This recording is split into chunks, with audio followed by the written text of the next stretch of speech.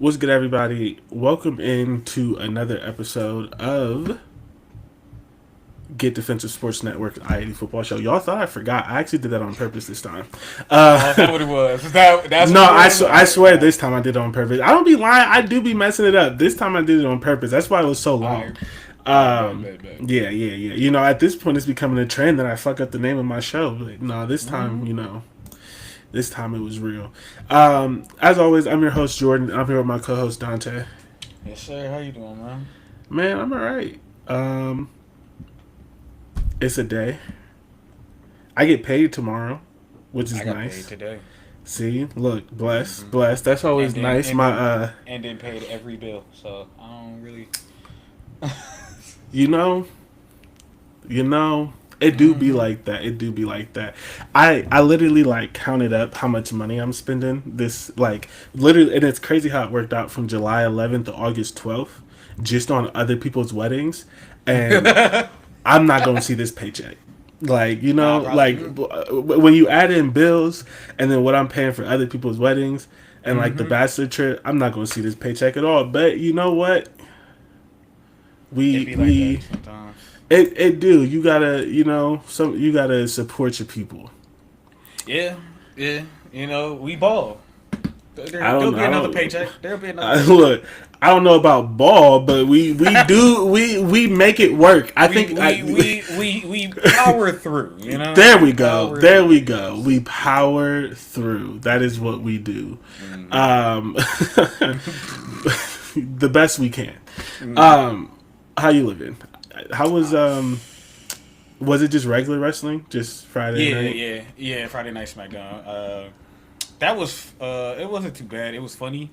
I was one of the few people, if there were other people, to boo Hulk Hogan Tim Bell salute because he passed away. Got you. Yeah, like it was hilarious because they brought out all the wrestlers to the stage, like to the entrance ramp, and had them. Damn, hold up, I might have to stop the stream. Um, had them stand there and like in solidarity and silence, and like the first bell goes off, I was like, boo. And like, of course, people in the crowd look back, but like you can see like a few wrestlers go like that, and it's like you're not supposed to be looking at me. You're supposed to be like, Do what you gotta do. What you gonna do? Come in the crowd? You gonna call me an N word? Right? I was cracking up because it's like ain't nobody expected. There's people going like, "Thank you, Hogan." And I was like, "Boo!" Like I don't care. Right? If people like he did a lot for wrestling, which is true, but at the same time, it probably could have gotten further faster if he didn't do a lot of the stuff that he did to hinder wrestling. Like, so like he a pioneer and all, but at the same time, he was a hindrance to what wrestling is. So I didn't care. Plus, we all know. Racist. Racist. My like this is gonna sound crazy, but this is our podcast. I can say whatever I want to. My favorite thing is when someone who's like clearly a horrible person dies, and then people are just like, "Man, that she was a horrible person," and then people are like, "Don't speak ill of the dead." First of all, I said that when they were alive.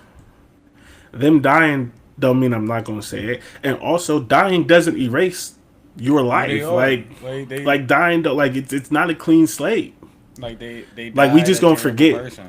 Yeah, like it's just that's all always that like really don't. happened. It's like don't speak ill of the dead. Why? Like why? I can speak ill of the living.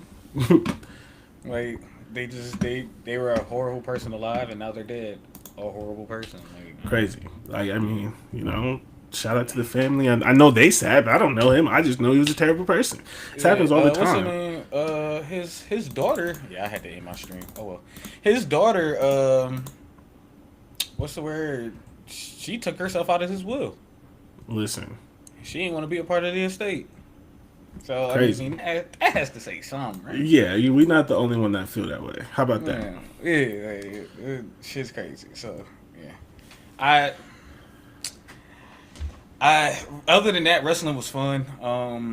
I got to meet Charlotte Flair in person because I got a hotel when I went up to Cleveland. I didn't want to stay with my father, so I got a Okay. hotel. so there was like some wrestlers that were staying there. So we had I met Charlotte Flair in person. I got a picture with her. That was pretty cool. I didn't get a picture with all the other people because they were drunker than her somehow. And and I was like, you know what? I'm not even gonna bother her. But I saw Jade in person, like up close. She's so fine. Oh my god, she's so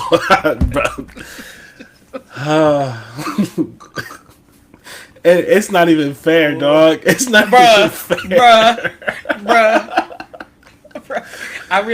I walked up to the bartender, asked her if the kitchen was open, and she was like, "No, it's closed. They weren't busy." And I was like, "Yeah, because everybody was like wrestling."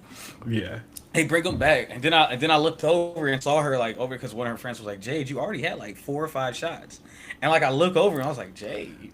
I look over and see her. She looks at me and I look at her and I was like, I just left because I'm still hungry. Like I'm still like, so I gotta go get something to eat. But Lord have mercy, you're gorgeous. Yeah. Listen, just some people are blessed.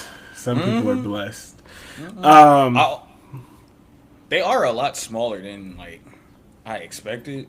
Like I saw Jacob Fatu. I don't know if you know who that is, but I saw him in person. And I'm like, he ain't even that big. He definitely ain't that tall. That I knew, but well, he is not that big. And everybody else was like, or maybe you just kind of big. I was like, nope, no, he's just not that big. Like the way they make it look, like, he is not that big. All right, they be lying. Got it. That doesn't surprise me. They be lying. It happens. The camera angles and camera work. They're immaculate. Make them look as big as they do. Mm-hmm. There's probably some lifts in the boots, if we're being honest. Yeah, and like I all know they do like pump up workouts before the wrestling to make them look as big as they can before the match. I know that, but other than that,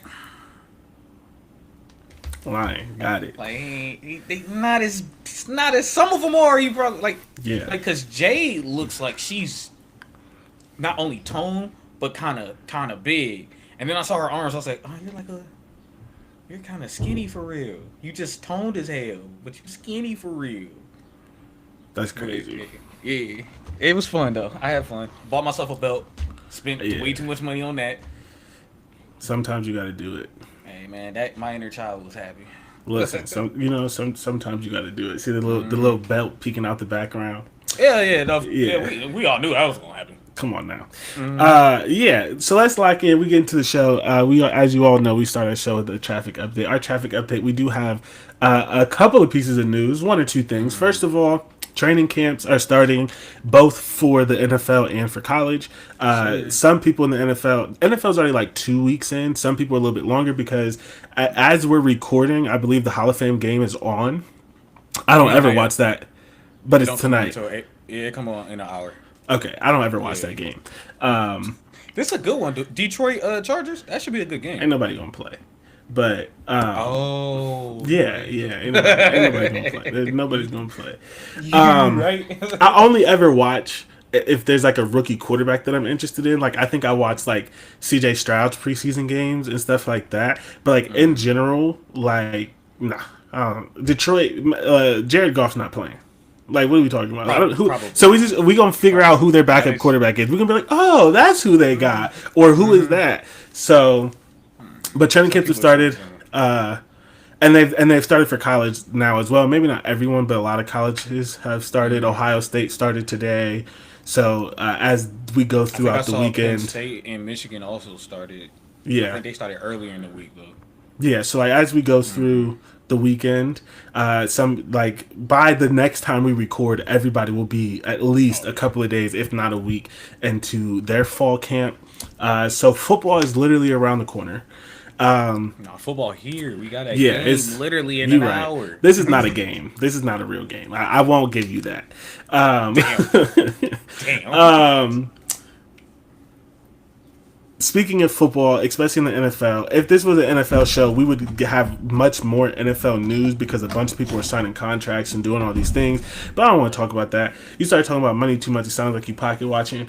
But OSU wide receiver Terry McLaurin, Washington Commanders legend, because I don't know how many great wide receivers they have throughout their history, and don't nobody get mad at me and start naming them. I'm not saying there's nobody. I'm just saying I can't think of the large number. Like If he stays with them, he's probably going to end up in their Ring of Honor. Um, but that's if he stays because he just asked for a trade because they don't want to pay him. It's probably a nothing deal, right? Like it's sort of the when you're a player who wants to get paid, it's sort of the things that you do. You talk about some stuff in the summer, and then you hold out a training camp, and then you go to training camp because you're tired of getting fined, but you don't practice. They fake put you on the injury list, and then you ask for a trade, and then 2 weeks in they give you a deal. That's exactly what Jonathan Taylor did. That it happens every offseason for some player. So I don't think anything's gonna happen. I don't think he's gonna get traded. They would be crazy to trade him after this season last year and literally be like, "Hey, Jaden Daniels, we know that you looked really good as a rookie. How about we take away your best wide receiver and let you throw to nobodies?" So I'm sure he gets a deal. I think this is just the nature of the NFL. But I mean, anything we could always be surprised. Like I guess like we could always be surprised and they actually trade him, but that's highly unlikely. I mean, I've seen teams do some dumb stuff, so Yeah, it could happen. They'd be dumb because I don't know any other. Like I'm sure they have weapons, but that's their weapon. That's their main weapon. yeah. I can tell you they don't have a bunch of wide receivers. Maybe they. I like their running back. Yeah, I think so. Or maybe I just think he's cool because he got shot and then came out playing 50 Cent and then had a good season. That's like, what it is? Okay. Yeah, I can't remember. I think, of course, it's Washington. It's D.C. Of course they're shooting NFL players. Like, I don't know. And the only reason it doesn't happen for the Falcons is because I bet none of them actually live in Atlanta. they all live in the suburbs. They all know around the surrounding area. They drive in that traffic to go to work. Absolutely. Yeah, of course DC is gonna shoot at the NFL player, your local team, bro. What are you doing? So yeah, but I can't remember. They was definitely trying to rob him. That's what it was. Yeah. I can't remember if I actually liked him before that or if I just thought that was cool because like it obviously has to suck to be shot, but then to also come back and play 50 Cent on the run out, like come on. Like you gotta respect that. You gotta respect that. One thing you don't have to respect, actually two things you don't have to respect. Gilbert Arenas got arrested.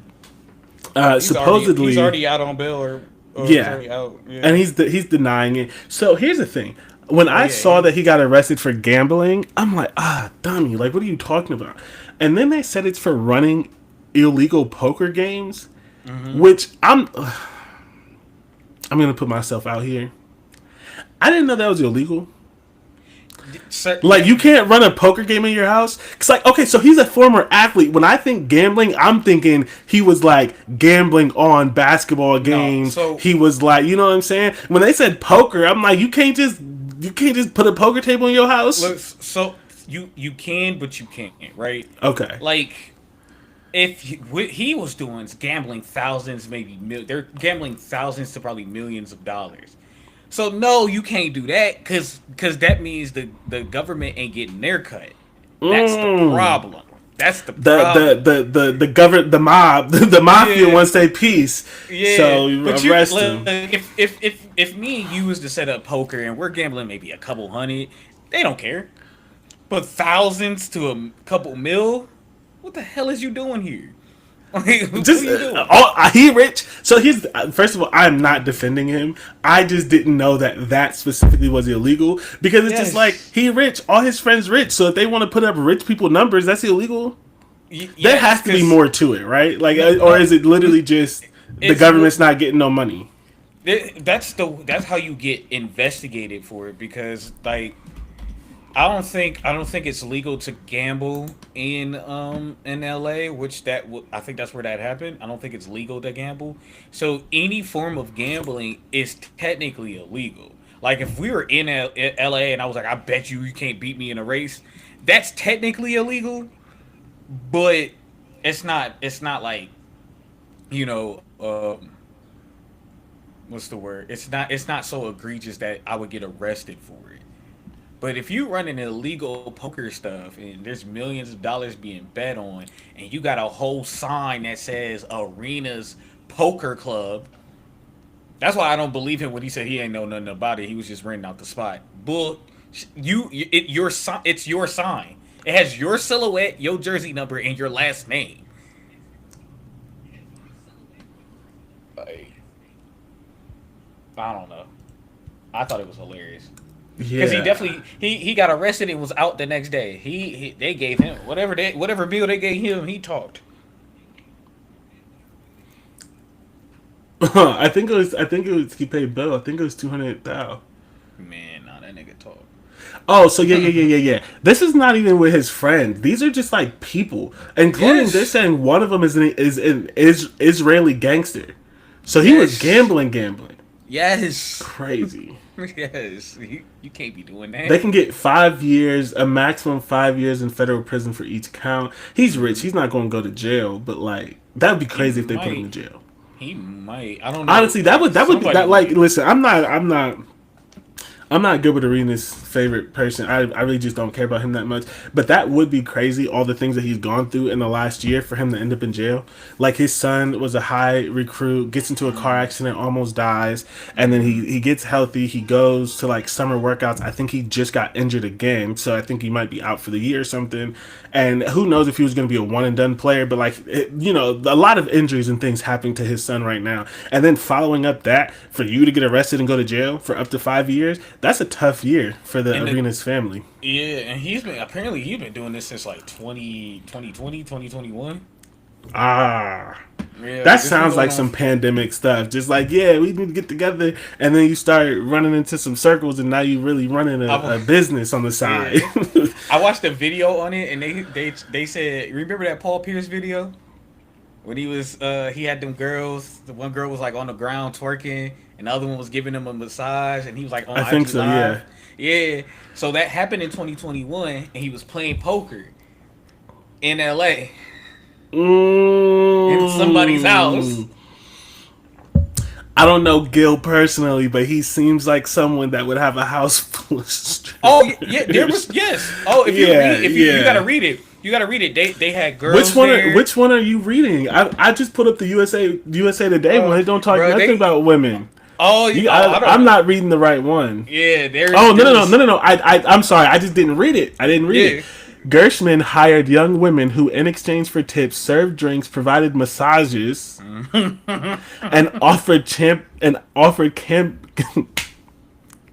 offered companionship to the poker players. That's a nice way to put it. Companionship. That's really, and you know what? That's what's really gonna get them in trouble. That's what's really gonna get them in trouble. Yeah. That's because that's just a nice way of saying Prostitution. Yeah. The women were charged. They're gonna say a escorts. tax. They're gonna say escorts. Right, but the legal crime is called, like, the charge is called prostitution, right? Like it would be conspiracy for sexual. It doesn't matter. Yeah. He better hope you don't get that charge, because they don't play about them charges. The women were charged a tax, a percentage of their earnings from working the games. Chefs, valets, and armed security were also. Yeah, this was a. This is a business. They What? were running a business. Oh, and he really had illegal people. Like, so I'm guessing maybe this is one of the women. I'm not sure, but one person and a woman are also charged with 3 additional counts: I cannot talk right now.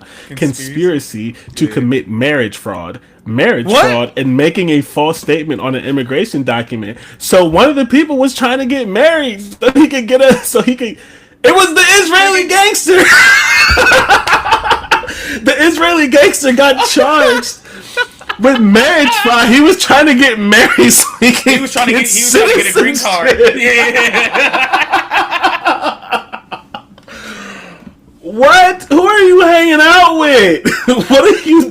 This man is going from his couch and his podcast, yelling about basketball to okay. And it's crazy for him to be saying like, I don't know nothing about it.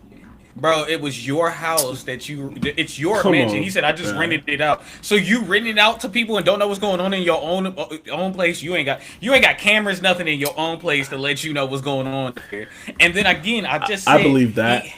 He had a sign that said Arenas Poker Club. Oof. And remember, he remember when he shot the ball and then turned around and did that, like, or Yeah. whatever it was. Yeah, Yeah. that's the silhouette. Like, nigga, we know that's you. It has 0. It literally says it has his silhouette and has the number 0 there. Now I'm supposed to believe you ain't know nothing? You don't know nothing about what was going on? Right. I mean, yes, you are supposed to believe he knew nothing. That is exactly what you're supposed to believe. Okay, so speaking of other idiotic things that people do, Shannon Sharp got fired from ESPN because he didn't like to mess with women his age. So basically, and also he doesn't understand consent at the age of fucking 55 or however old he is. So Shannon, oh my god, that girl was so young. Dante, that girl was young for us. Oh, Jesus. Oh, that's And now she's retired. She put it out there. She's like, yeah, I'm retiring.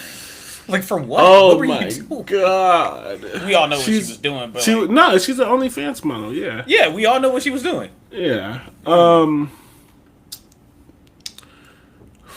do find it hilarious that ESPN wished Karl Malone a happy birthday, but and then 2 days later, but now it's a family company. Listen, I'm not defending Shannon. This is indefensible. You should have listened to Monique, and you should have listened to Cat Williams, who literally told you to stop messing with young girls, bro. And as my other co-host DJ would say, stop messing with young white women. Well, first of all, he just stopped messing with young girls, period. But then also, to the other point, yes, that as well. I saw that, well, as my other co-host DJ would say, he couldn't pay for his daughter's wedding, but now he's providing generational wealth to OnlyFans models. So here's my thing about that, right? He did pay for his daughter's wedding. For a wedding, right? $30,000 should be plenty for a wedding. As someone who got married, no, it's not. What? And I got married in Ohio. Well, and that should be enough to help you, and then you the rest. $30,000 ain't enough. Oh wait, hold on. You have to clarify your statement. $30,000. $30,000. He gave her $30,000. Oh, that'll cover most of it. That'll cover most of it. That's what I'm saying. That's all I'm saying. But to be fair, he just gave that girl $23 million, so he could have paid for the whole thing. He didn't want you. No. Hey, he did. He did want to give her some money because he was giving her some money before he was giving her more than $30,000 for race play and all the other weird shit that they was doing. Hey, I'm just saying. I'm not even saying he had to pay for his daughter's wedding. I'm just saying he could have. He could have paid for that wedding. He probably did pay for most of it. 50, 60 times over at this point. What I'm saying, he didn't want to give that girl $23 million. He should have thought about that. he should have thought about that. You got to consider. You got to consider the consequences of your actions. I'm also like, yeah, I get it. Like, it is kind of crazy that he didn't want to give any more money to his daughter for her wedding, even though I do think $30,000 should be good enough to like, you don't have to pay that much. But I mean, it's his money. You do what you want with it. Just don't. Be more discreet with this stuff, and that's the problem. Stop talking to these young women, because if you were gonna pay for stuff, if you're gonna pay for women your age, because they at least know how to be discreet. Or at least closer. 35 is still young to you. You're 57. Oh, very young. And at least at 35, she knows how to be discreet. She's going to know how to be discreet. But I don't even know how old the girl is, but like 20? She's like 19 or 20. Yeah, I'm going to get my clout somewhere somehow. And it's just, and my thing is just like you can't believe that girl likes you for you. Oh, you're on TV every single day. Like, you're on, like, it's. Think that. I hope he didn't think that. He can't be that dumb. She's a Hooters worker. Bro, like, that's how I look at it. She a stripper. She a Hooters worker. They at work. She don't really like you. Some of these people really. Some of these people do, bruh. I just think it's, listen. You play stupid games, you win stupid prizes. Now you out 20. Yeah. Now And the crazy thing is, right? It's not only that he's out $23 million. He is then also out his job, however much that was paying him yearly, which was probably over $1 million. So you out however many millions on that contract. We could probably Google it because they probably put out what his contract was when he signed from ESPN to Fox. And then there is no guarantee that this is going to happen. He basically has a month to not lose his potential podcasting deal where he was supposed to get up to $100 million If he for his podcast. His current deal is up in August. And here's the thing, a bunch of people have podcasts, so I don't know that he's gonna lose it. But he was supposed to sign a deal worth close to $100 million for his 2 podcasts. So 23 mil out. Deal was 6.5 mil. How many years? Salary What did it say? According to the industry, could have been in the high 8-figure range, potentially rivaling. Oh, he could have rivaled Stephen A. Smith. Yeah, because Stephen A's a talker, but he's a Hall of Famer, and a lot of people liked him. He's pursuing another deal with ESPN. It don't mean he's gonna get it. Yeah, but apparently, Shannon Sharp's contract with ESPN also included expectation of a large salary increase based on his continued employment. He has since left ESPN. That's cute, and is reportedly pursuing a new deal worth $100 million. Oh, that has to be about the podcast. Then. Yeah, that article sounds old. But either way, he lost $6.5 million for it can't be that old because he didn't. He just like it's. No. The leave ESPN. He hasn't been on ESPN for months. I think that's what they're talking about. Like he was like suspended or whatever. He was still under contract. Like he was still an employee for ESPN. He had just wasn't on the show because he was going through his legal stuff. Whatever. 23 million plus 6.5 million for however many years and that next contract, plus potentially losing $100 million podcast deal over a 20-year-old because you like to fuck with children. It's the evil world we live in. Speaking of, to change the subject, as he said on his podcast, she wild for that. She sued him for $50 million. His only net worth was $30 million. His net worth was he lost. I don't want to talk about this no more. That's what it says that his net worth is $30 million. I think most of that is. I think most of that is wrong, but I don't think it's much more than 30. So because when it said 23, I said he got that. Like I'm not saying he broke, but like. He only made, like someone Googled, he only made like $25 million his whole NFL career. Yeah, he's made more money outside of the NFL than he has playing for the NFL. And we don't know how he spends it or whatever. Yeah. Whatever. It doesn't. We kind of know how he spends it. You right. We Lord. There is positive news in the Sharp household. His older brother, Sterling, is getting put into the Hall of Fame. It took him forever to get into the Hall of Fame. He was one of those players who his career ended really short, so he was on the Hall of Fame track, and then it wasn't sure if he was going to get in, and so he had to get in. I don't remember what it's called, but he had to get in as like an older player. Like once you hit like 20 or 25 years, there's like a second category. I don't remember exactly what they call it, but the Hall of Fame is this weekend. They're putting in 4 players into the Hall of Fame. I still can't believe that. Now I'm gonna forget his name. That is insane. You talking about for the Colts? Yeah. I've been complaining about this forever, and for like 3 or 4 years now. Yeah. Reggie Wayne. I still can't believe Reggie Wayne hasn't got in. Like, no offense to Sterling Sharp, but like, and I understand like that was a different category, but like Reggie Wayne's been on the ballot for like 3 years. He should have got it. It doesn't matter. So the Hall of Fame class is 4 people. Eric Allen, who was a cornerback. He played from 1988 to 1994 for the Eagles, 95 to 97 for the Saints, 98 to 2001 for the Raiders. This doesn't tell you any of their... Oh, it does tell you their stuff. He intercepted 3 passes in each of his first 7 seasons and 10 times in a 14-year career. He led the NFL with 4 pick sixes in 1993. He totaled 54 interceptions overall, 8 interceptions returned for a touchdown, 6 Pro Bowls, and was named to the Eagles' 75th anniversary team. The next player is Jared Allen, which is much more like our generation. We all should know anyone around our age. Does this make him first ballot? No. Oh, Eric Allen has been eligible for 19 years. No. I'm talking about Jared Allen. No, he's been eligible for 5 years. Oh, okay. I feel like No, he retired in 2015. And then I think it's 5 years, so 2020. And then he's been eligible for 5 years. Oh, okay. Yeah, this is his 5th year of eligibility. Jared Allen, defensive end. He played for the Chiefs, the Vikings, the Bears, and the Panthers. Wow, Man, I don't remember the Chiefs at all. That's where he was at the longest. Wow. No. Sorry. He was with the Vikings the longest. He was drafted to the Chiefs. And he started his career there, but I think he became Jared Allen for the Vikings. And for the Vikings, yeah. Like we know him for the Vikings. For the Vikings, yeah. Yeah.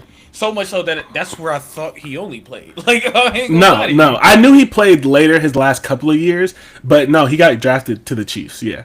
I did not know he got drafted to the Chiefs. Yeah, he did it. He did his whole rookie contract there, and then he signed with the Vikings. So he played 12 years. He started 181 out of 187 games, which is crazy as a defensive end. He started in the Super Bowl. He led the NFL in sacks twice. He has 6 interceptions, a fumble recovery for a touchdown, 58 pass defense, which is crazy as a defensive end. But if you remember, like, he was knocking them things down. Like, that's one of the things that he was known for. 136. He had the wrangle up celebration right after a sack. Yeah, I believe so. Yeah, right. Yeah. Yep. I had to make sure. Yeah. He has 136 sacks. He ties the NFL record with 4 safeties. 5 Pro Bowl nods, and he was a first team All Pro 4 times. 3 years straight. He was the first team All Pro 7, 8, and 9, which is crazy because 2007 was his last year with the Chiefs, and he was an All Pro, and he was a 2007 Kansas City Chiefs team MVP, and they said, mwah. And he led the NFL in sacks that year. So his last. I maybe the Chiefs weren't great in 2007, so maybe they may have offered and not. He might have just decided to go somewhere else.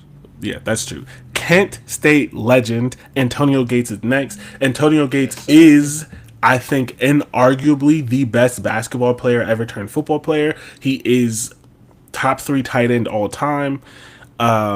He is one of the best players to play in the league, and he went to Kent State.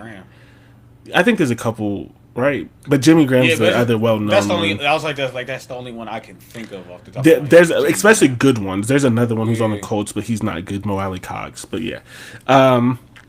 He played his entire 16-year career with the San Diego / Los Angeles Chargers, 236 games. He was undrafted from Kent State because, again, he played basketball, and he played in 15 games as a rookie. Like, he was good basically immediately. And his second season, he had a career high 13 receiving touchdowns. He had 39 touchdowns on third down, which is tied for third most all time. 116 career receiving touchdowns are the most among tight ends, and 7th most all time. I don't know if that's going to get. I don't know if Travis Kelce's near that. Travis Kelce has been breaking a lot of tight end records. He has been, and I think he's not close to that one still. That would make sense. 116 touchdowns is crazy. Yeah, I remember looking that up. Like, Antonio Gates has some records where you're like, what? Like, what the hell? And I think that's one of them. And that one, he might get close, but I don't think he's going to get there. Yeah, he basically averaged a little over 7 touchdowns a year for 16 years. Yeah, he's 7th most all time, like all time. Catching that man. No, where's he at? 77 touchdowns. Oof, and he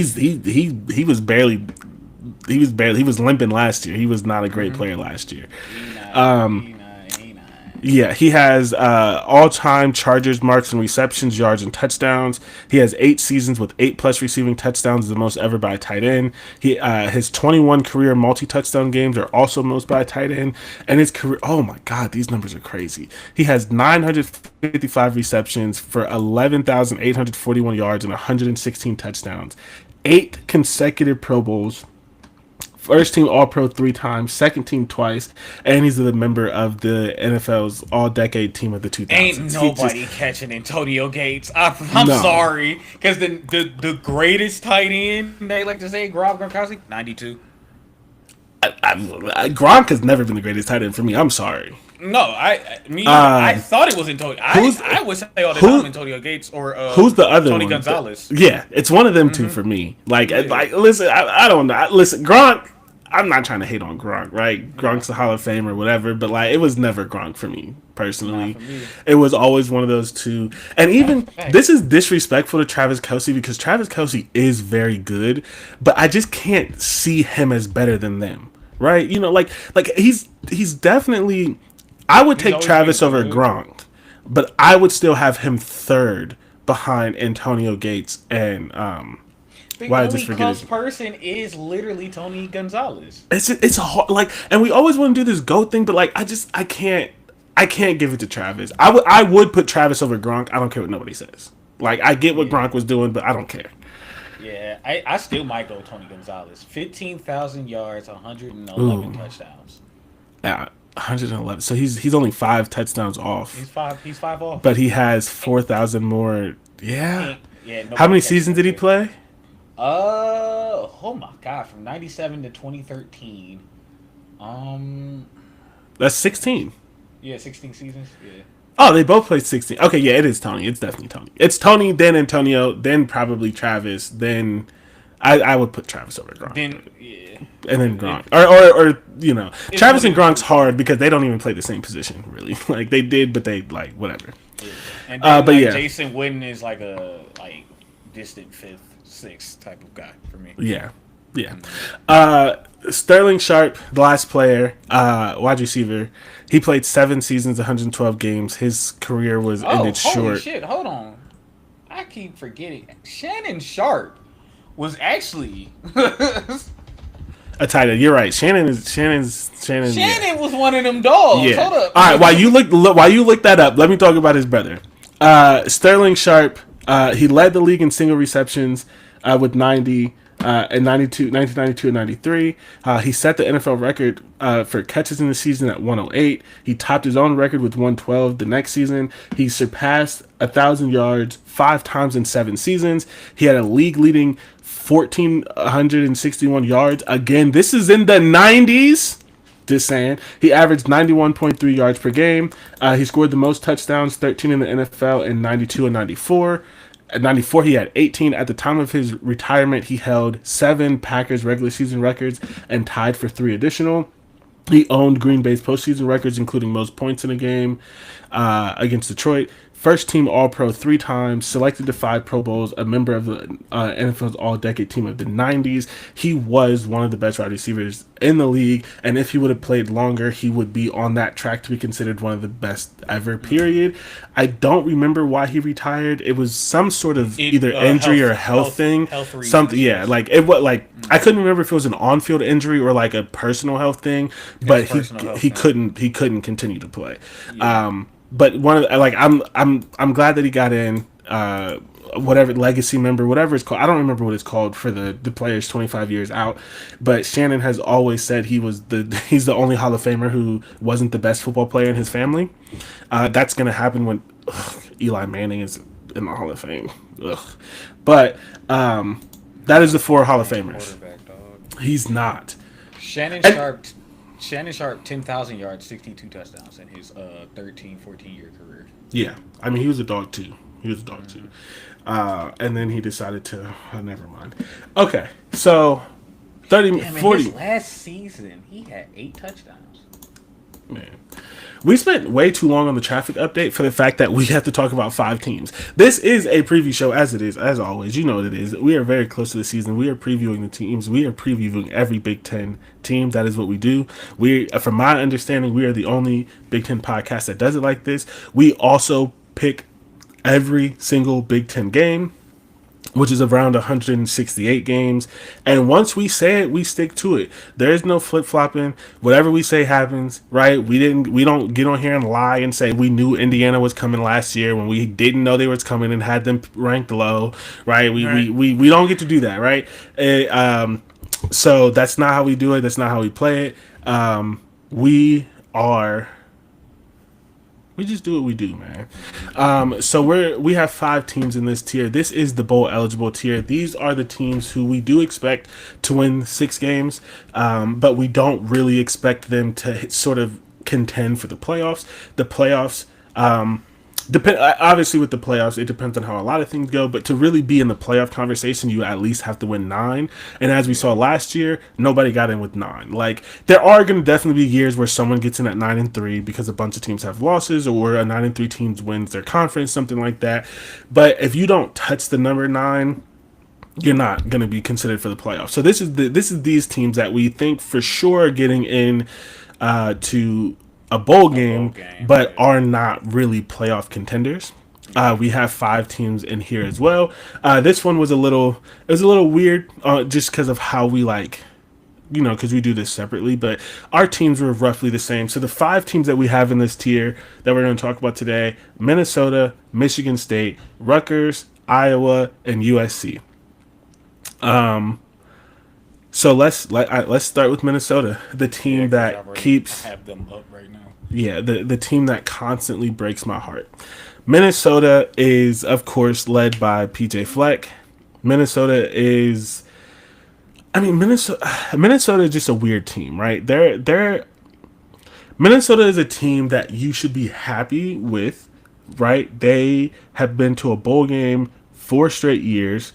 The one year that they missed was the pandemic, and I'm almost guaranteed that they went in 2019, because I think 2019 may have been the year that they won 11. So they've been in a bowl game for 4 straight years, but also longer than that, especially if you take out the pandemic year, which we do. PJ Fleck always has them as a good, not great team. They sit somewhere typically around 8 and 9 wins, including the bowl game.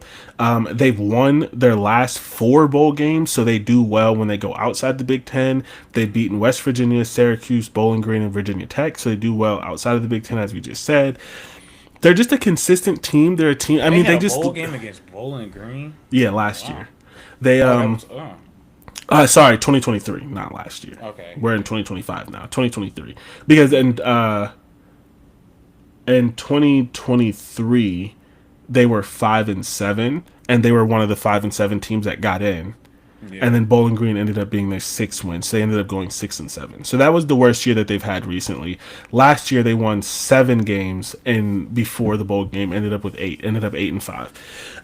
There's this team that sort of lives in this tier. The reason why I always say that they break my heart is they've had a couple of years, especially when the West Division was still around, that we thought that they were going to win it, and they let Purdue win the West Division before they won it, and that's very disappointing, right? Like, when you have this sort of space where you think that these additional teams can win, and then of course they don't, that is obviously disappointing. So, but it's disappointing from what we thought that they could be, but it's not disappointing as a whole, because to go to a bowl game for 4 straight years is great for anyone. To be in a bowl game 5, 6 out of 6 or 7 years, whatever the actual information is great. But to especially do that in the Big Ten, when you do occasionally have to play your Ohio States and your Penn States, and you have Wisconsin, who's good at times, you have Iowa, who's dominating the West Division, and all these things, to be that level of consistent is a great thing. We talk about it on this show all the time, that we need to stop looking at. They have I was about to say, in this past 5 years, they've only beaten Iowa once.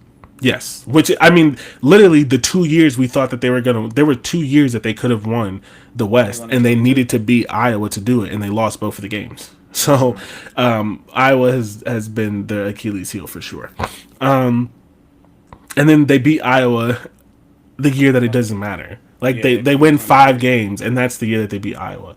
So, it's disappointing because we wanted them to win, and we've been doing the show for a while. We kept saying, like, hey, you're going to lose division soon. You need to do it now, and they didn't do it. But they're not disappointing overall. This is a good, consistent team who's probably going to make a bowl game this year and make it 5 straight. And we also have to let it be known and say that a lot of the reason, or not a lot of the reason, but what really would get in the way for them would be injuries That is in very true. those years. They would lose their quarterback and their best running back. Yeah. They would lose Lose their best defensive wide players, receiver. Yeah. stuff like that. Yeah, like so it definitely. I think if they were healthy or they at least semi healthy, they probably do figure out a way to win the West. Excuse me, when we were expecting them to, but that did play a part when they lost both running backs. What was that? 2022.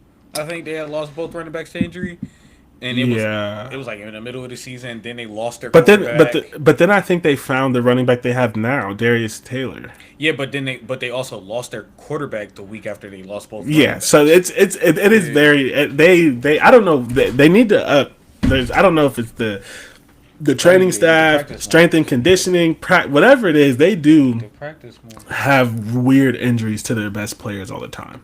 Hmm. So their 2025 outlook, they did they won 8 games last year, which is their third 8-win season in 4 years.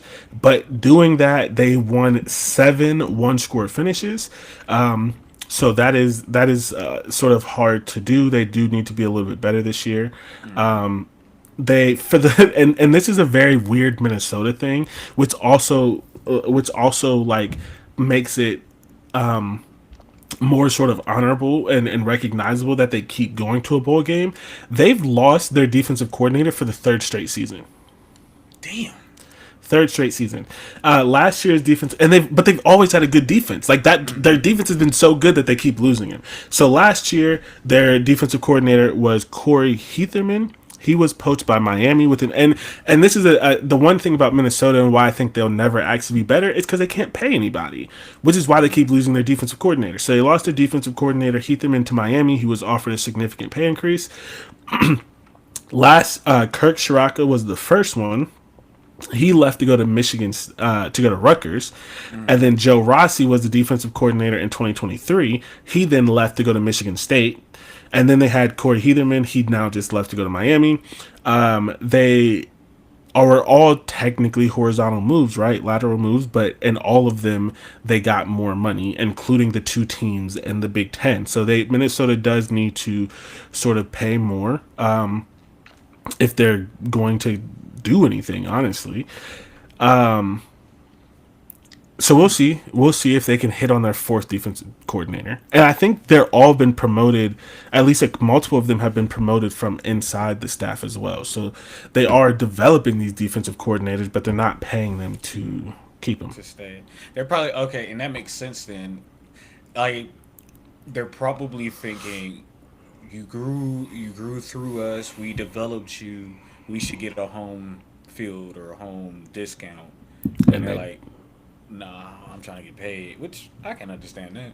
yeah, You got a family to pay for and shit. yeah, I guess so. They did spend a little bit of money in recruiting. They landed 8 impact transfers, and they have the 30th overall class, which is not bad to be in the 30s for Minnesota. They are bringing back. So they're bringing back running back Darius Taylor, who is a very good running back. I think he had some injuries a little bit last year because he didn't hit 1,000 yards, but he was right there, 986 yards and 10 scores. He returned for his third season. He's a very good running back. The big thing with Minnesota is they are passing the torch to a unknown quarterback, which is happening in a lot of places. His name is Drake Lindsay. He is 6'5". He's been on the Sheesh. team for 2 years, or well, he was a 1 year, so he's a redshirt freshman. So that is, I mean, basically how good he is and how much they can rely on Darius Taylor is really going to determine their season. But this is also a thing that they continue to sort of do, where they are one of those teams that sort of builds up as they get seniors. So in 2026 or 2027, if Drake Lindsay is good when he's a junior or a senior, they could be really, really good. So it's one of those things where they sort of had their ups and downs. This year, I think it's going to be a little bit hit or miss because they are breaking in a new quarterback.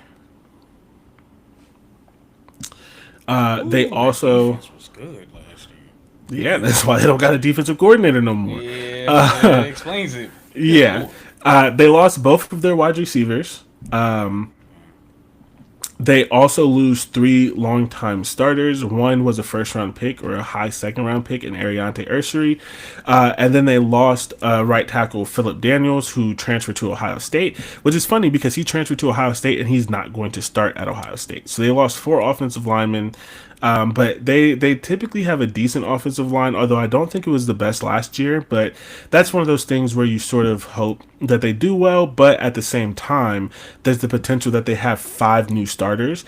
They did add four who were starters at other places, so they're getting people with experience. But as we say all the time, transferring is tough, but then to do a whole transfer in your offensive line, I think that's going to lead to some issues. Luckily for them, and we will get to the schedule, luckily for them, they have 4 games to figure it out, because they have 4 pretty easy wins in the Big Three, or 3-ish, 3.5, sort of easy games to figure it out before their schedule gets sort of hard. On defense, do you ever sometimes see somebody's name like age and be like, damn, what am I doing with my life? Oh. Their new defensive coordinator, Danny Collins, and I'm sorry, Danny is such a millennial name. Coach Danny doesn't sound good. Coach Collins is what it is. Yeah, but sometimes, young coaches be like, call me by my first name. Coach Collins does have a strong name. He has to go by Coach Collins because Danny does not. No respect. You can't. First of all, you're 32. You have to be Daniel now. like Danny was cute in 2011, right?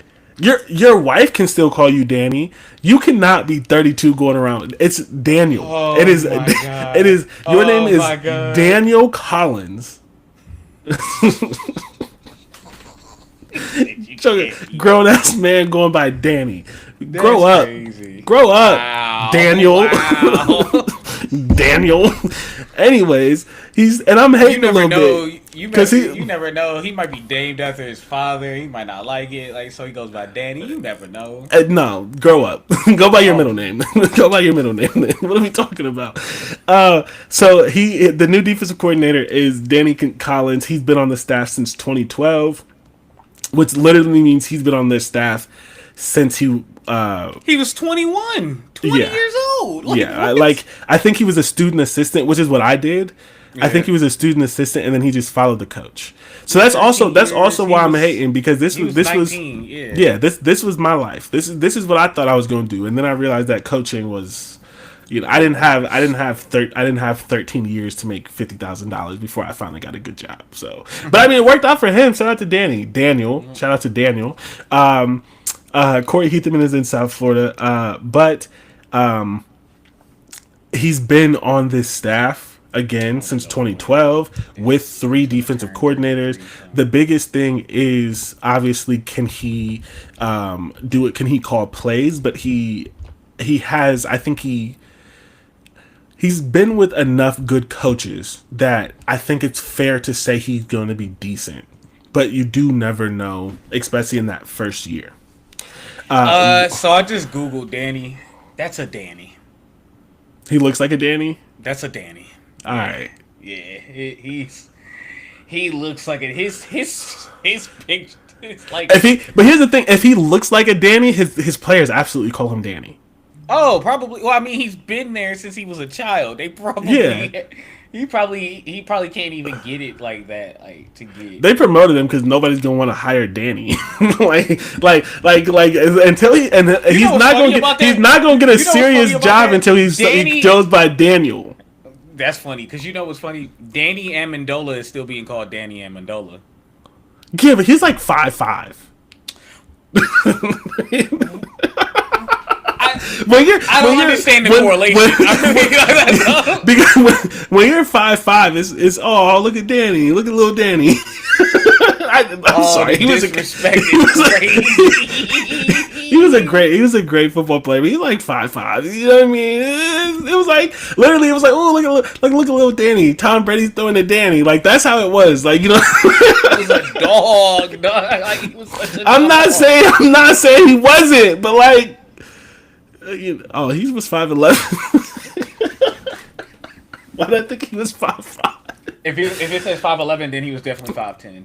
Yeah, 5'9", to be honest with you.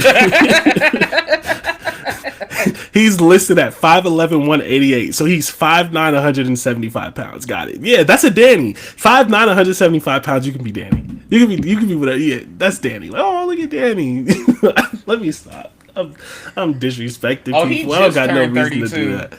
Damn. Wait, hold on. Wait, no, he should be 33. He's 33. They got that wrong.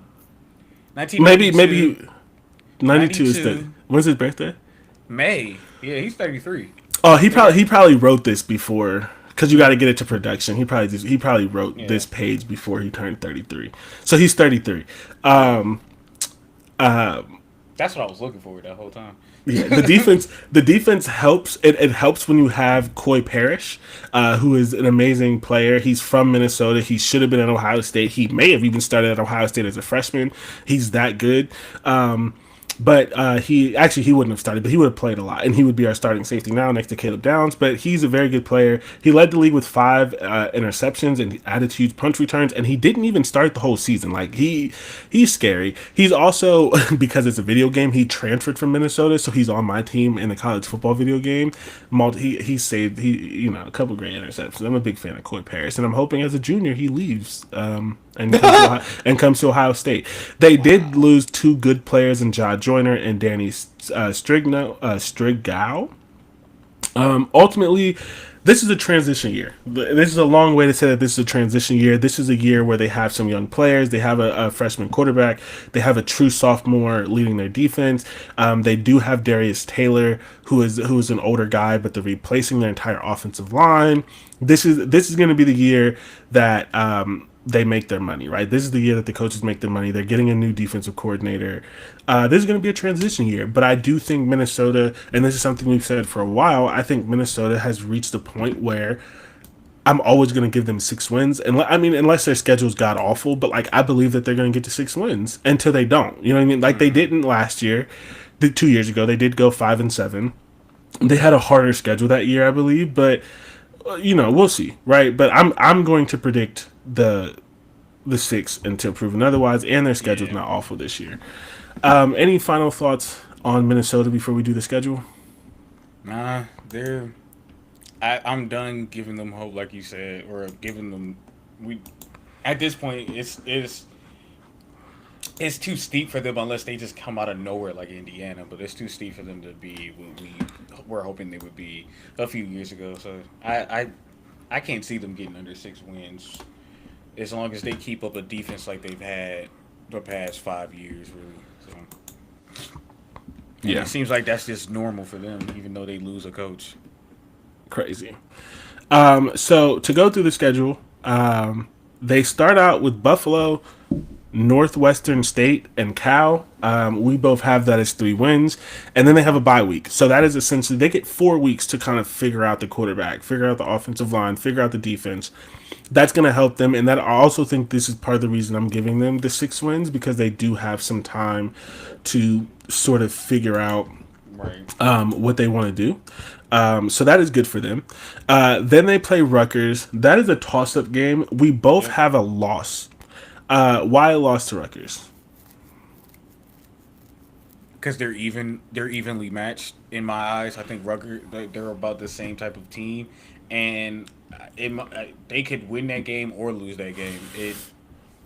There's teams. I think I said this in the last episode, but there are teams like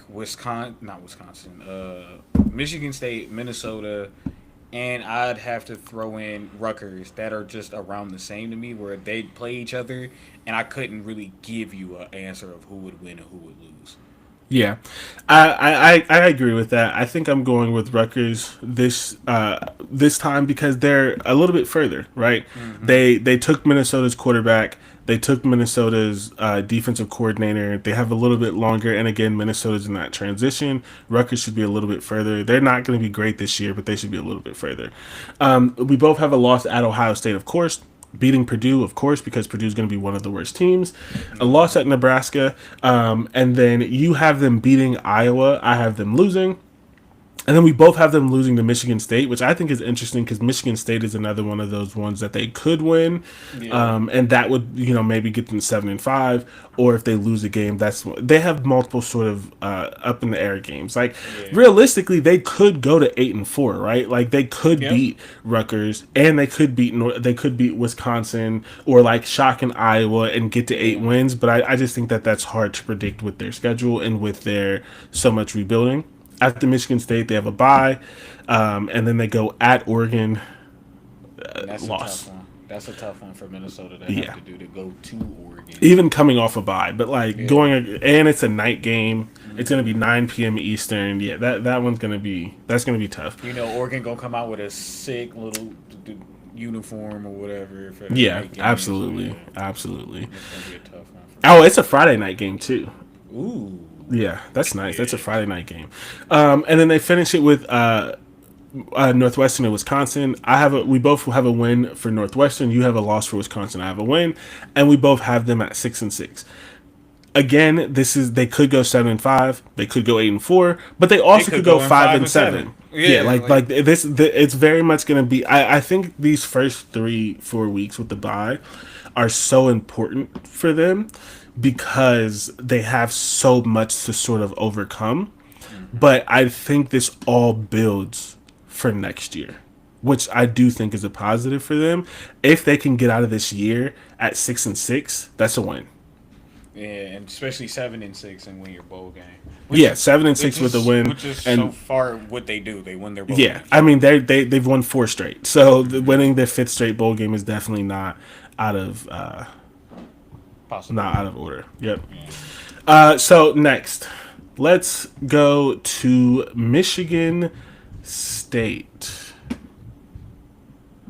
Michigan State is in year 2 of what I think is going to be a multi-year rebuild under new coach Jonathan Smith, who came over from Oregon State. Michigan State was in the absolute dumps, partially because they hired a coach who is not that good.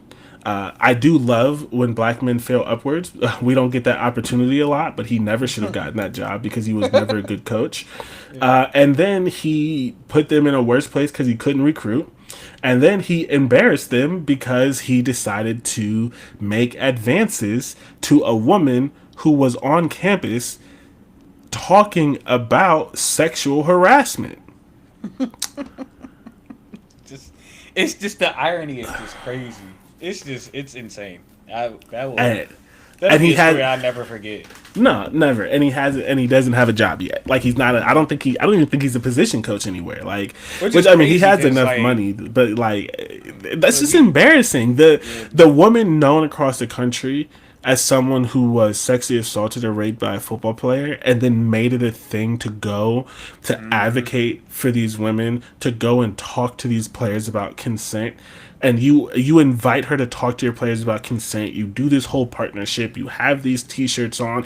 I remember right before it came out, they're all wearing the T-shirts on national TV at their spring game. Spring game, yeah. And then you're on company time.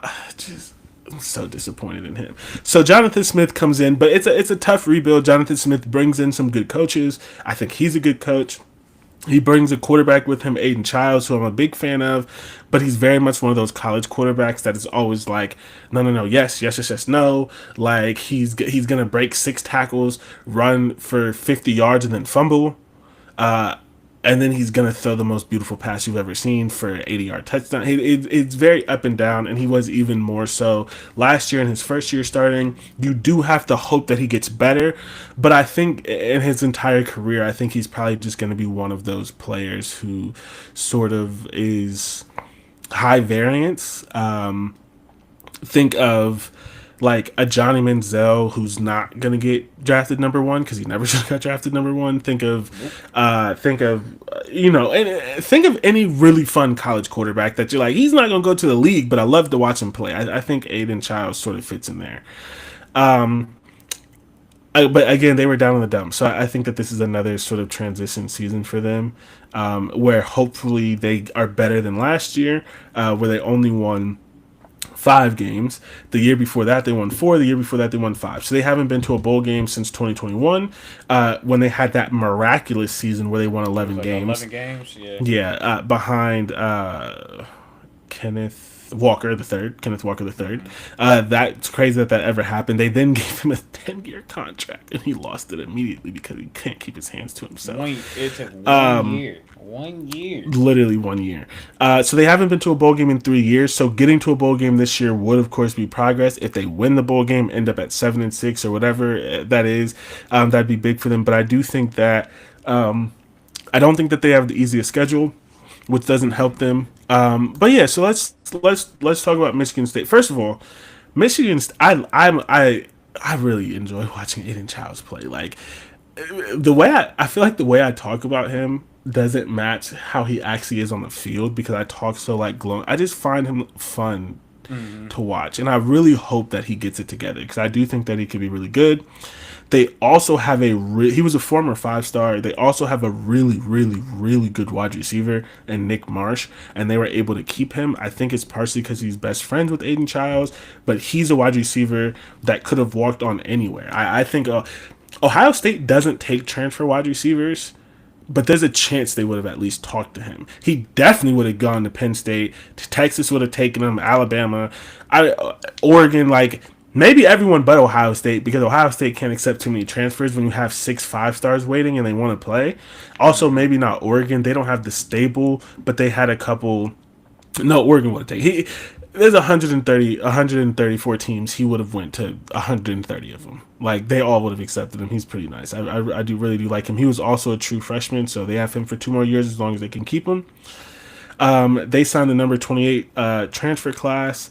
All 8 offensive signees were starters at their previous school, so they're trying to do like they need players, but they're not playing the long game. They're taking starters and hoping that pays immediate dividends for them. But ultimately, they do still have a long way to go. For as fun as Aiden Childs was, he led an offense that averaged 16 points a game and 289 yards. It was one of the worst offenses in the sport, if not the worst offense in the sport. Their ranking, let's go through some of their rankings. Their scoring offense was 123. Their points per play was 120. Their total offense was 110. Their rushing offense was 111. Their yards per carry were 115. Touchdown to interception ratio was 118. And sacks per attempt was 119.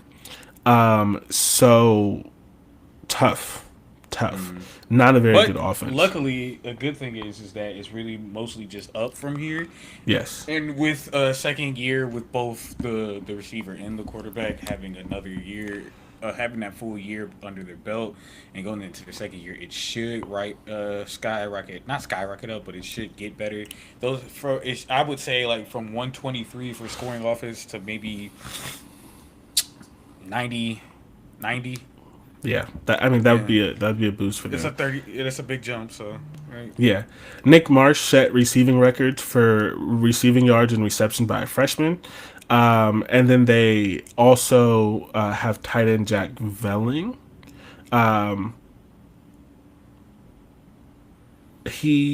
Jack Velling is considered by many as the second best tight end, returning tight end in the Big Ten. The first is Max Clare. He's on Ohio State. So they have a good wide receiver. They have a good tight end. So it's really going to be the rest of the offense, the running game. And ultimately, if you cannot have a 1-to-1 touchdown and interception ratio, you do have to cut down on that. They have a lot of small school transfers, which is not always ideal. The offensive line is going to feature 3 transfers, one of them being from FCS Montana State. He was an All-American at Montana State, but you just never know how those players are going to sort of transition. So they're working in 3 starters on an offensive line that was 96th in OL and offensive line run push and 119th in pass protection.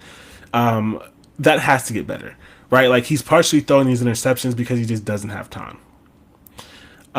They lost both of their running backs, so that's going to be something to see. So it's, that's why, like, this is another team where I think that there's going to be positives. I think that they're going to improve from last year, but sort of in this tier. I actually, well, I'll save that for the schedule. On defense, oof, on defense, man, they got so much better on defense. You remember for like 3 straight, like especially under Mel Tucker, they had the worst secondary in college football, and he was a Yeah. DB's coach. Yeah. Last year on defense, they were 46th in yards per game, 75th in attempt, 83rd in QB rating, 70th in completion, 54th in explosive pass. They were even better against the rush. Like they were not the an amazing defense. They weren't one of the best defenses, but they were very feisty and they were hard to move the ball on. It did help. Their defensive numbers would have been better if they weren't on the field a lot because of all the interceptions. I think that is something that's going to help. They have some decent returning production. Yeah, they had Ohio State stymied for a minute Yep. with their defense. Michigan too, Hmm. and I want to say Oregon. I think those 3 games they had their defense had those offenses uh, a little bit of panic mode for a second until stuff got together. Michigan's offense was never going to really because that offense was just garbage last year, but they Yeah. had those 3 teams a little worried. And they were stopping them for a second there until at least Ohio State and Oregon pulled away. I don't know how bad those games were, but Oregon I was 31-10, and Ohio State was 38-7.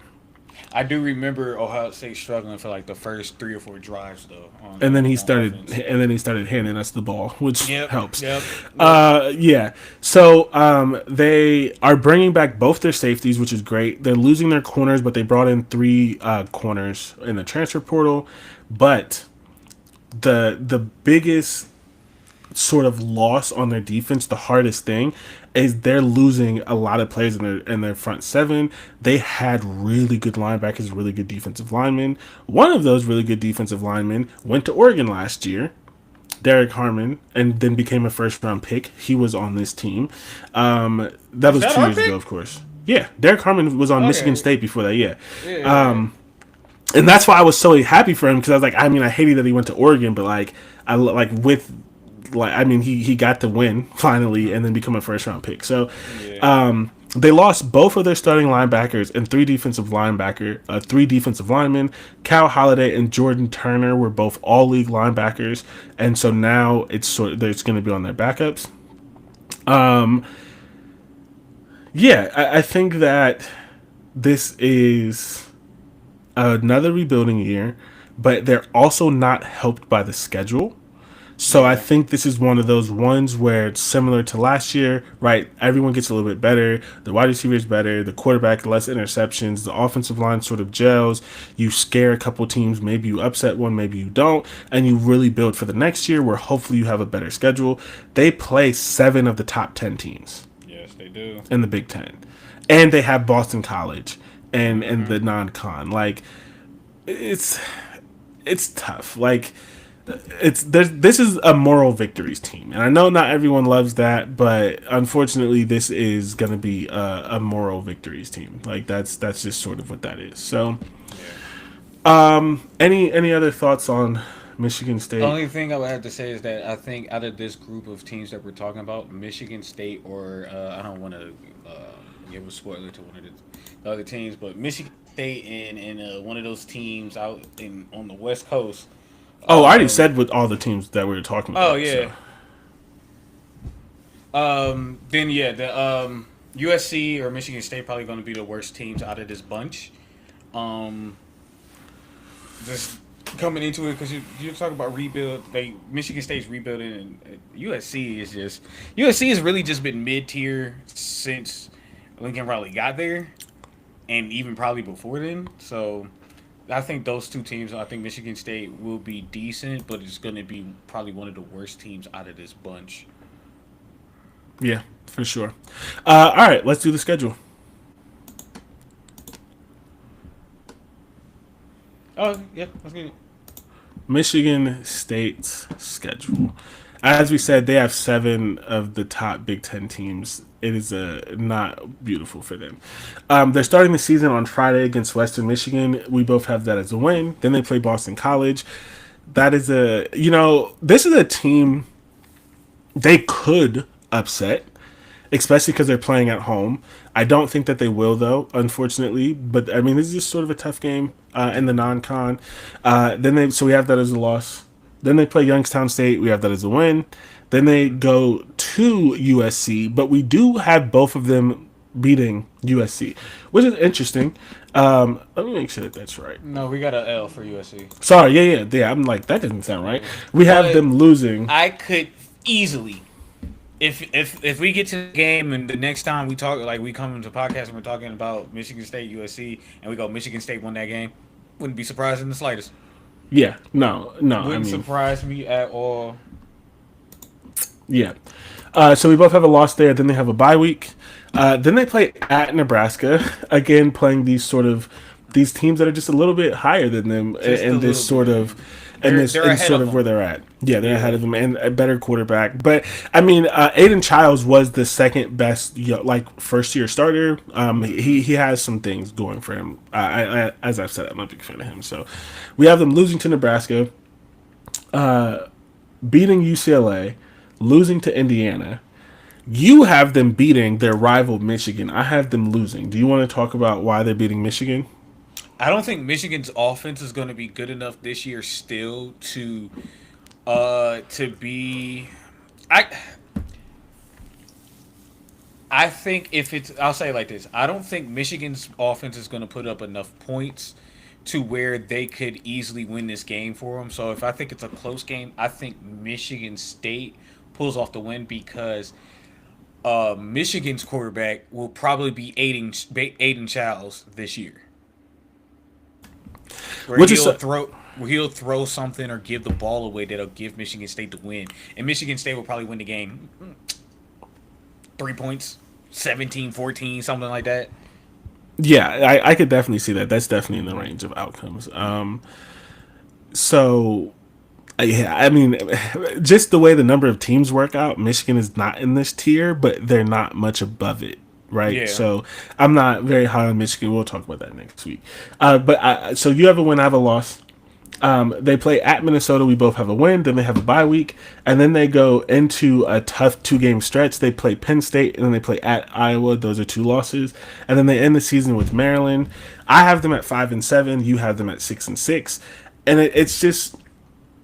I mean, we just went through the schedule. For them to get to 6-6, they have to upset Michigan, essentially. They have to win every game that they should win, and then upset Michigan or Boston College. That's a tough ask. I'm not saying that they can't do it. Yeah, Boston College one, that's really tough. Michigan, I don't think it's going to be that tough. I don't think beating Michigan is that out of the realm of possibility for Michigan State. I don't think it's out of the realm of the possibilities, but I do think that the Michigan game really depends on Michigan's quarterback because I do still think that Michigan has a better roster. But the thing is they have a really good wide receiver and a really good tight end. They could just go off, right? A couple long touchdowns. Like they could have a good game, and again, Michigan just could give the ball away at an impromptu time, and that just gives them the win for it. And again, I'll say this too. We go into that and we're talking about it, and Michigan got the win. I wouldn't be surprised either. But there's like 3 games on their schedule where I'm just like, they could definitely get the win. USC, Michigan, and I don't trust that. Never mind. It's just those 2, USC and Michigan. Yeah. I was gonna say Iowa, but I think Iowa's defense is just gonna be that good. And honestly, Iowa's offense is probably just going to be scary. Honestly, I think Iowa's going to be the best team out of this bunch. If Iowa's in this bunch, is Iowa's in this bunch? Yeah, they are. Iowa's going to be the best team in this bunch, by far. Yeah, I don't know if I agree with that, but I'm not far off. Who would you think is going to be the best team in this bunch? I know you're not going to say what I think you're about to say. So here's the thing: we can go to Iowa. Okay. No. Okay.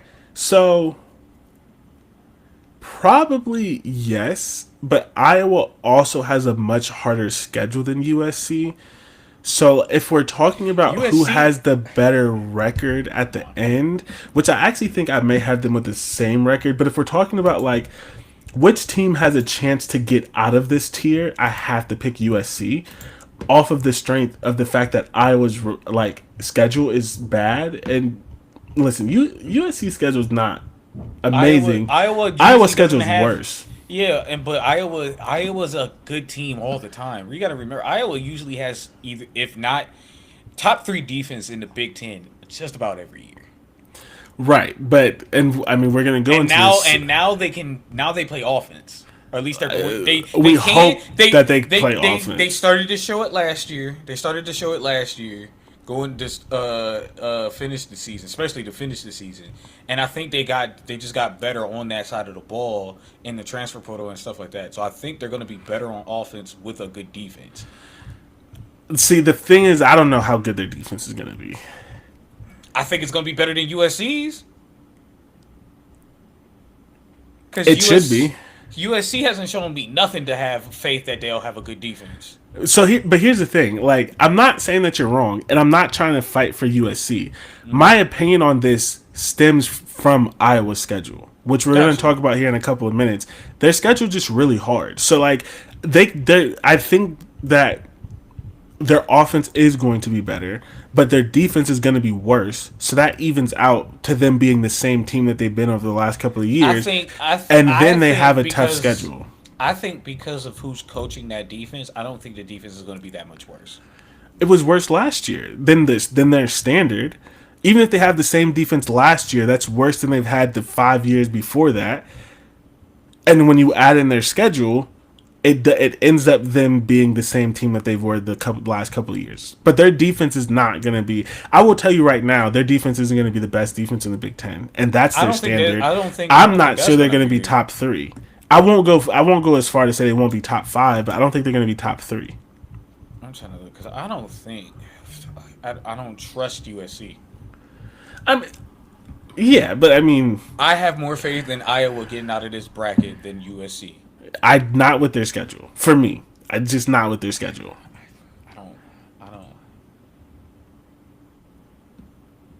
The thing is, like, whether you trust USC or not, USC is liable to have a really good offensive game. They had multiple of them last year, and they just don't stop anybody. They just don't have the but they don't have. Iowa's schedule's worse. And Iowa doesn't stop any of the good teams. Iowa's never stopped Ohio State. Yeah, but it's just like that's fine. But USC hasn't been able to stop. USC hasn't been able to stop bad teams, bad offensive teams. But their defense was their defense was better last year than it was previously. And they still couldn't stop bad offensive teams. But okay. But basically, what you're saying is you have much more faith in Iowa's offense than USC's defense. By far, yes. I'm not doing that. USC's defense has always been better than Iowa's offense. Like if we're talking about it, USC's defense. Like if we're talking about the worst side of the ball, USC's defense was significantly better than Iowa's offense. Iowa's offense has a lot further to go. USC hired. I fully agree with you. And I'm going to go with this year. I have more faith in Iowa's offense. I have more faith in Iowa's coaching, period, offense, defense, than I do USC's. I'm not gonna. I can't trust Iowa's offense. I'm not gonna do that one. I can't trust USC's offense. There's been plenty of times USC comes out and put out stinkers. Last year, the year before, they had Heisman. They had a Heisman winning quarterback, and there were games they were only putting up like 15 points. Like, that's not. I think you're misremembering that. With Caleb Williams, they were losing games 38-35. Like they were scoring, they just weren't stopping a nosebleed. This is too far. You have me defending USC. For those of you listening, I want to be clear. I don't think that USC is going to be good. That is not what I'm saying. When we are comparing USC and Iowa, I have more faith in USC this year based on Iowa's schedule and some of the things. I am not saying USC is going to be good. It's the fact that we're even talking about this and I have to pick USC is making me sick to my stomach. But I think it's insane for you to trust Iowa's offense. I'm sorry. Like, and And I believe in Iowa. Like, I think Iowa's going to have a decent quarterback, but like, it's going to be like the 10th best quarterback instead of the worst. Like, he's not going to be top 5. So it's just like, it's tough. I don't know. I don't like it. I can't. I can't do that one. So okay, where are we at? Did we do their schedule? Are we moving on? Did we finish? State? Yeah, we finished Michigan State. Okay, so let's. I'm looking because I'm going to Iowa now, and I'm going to.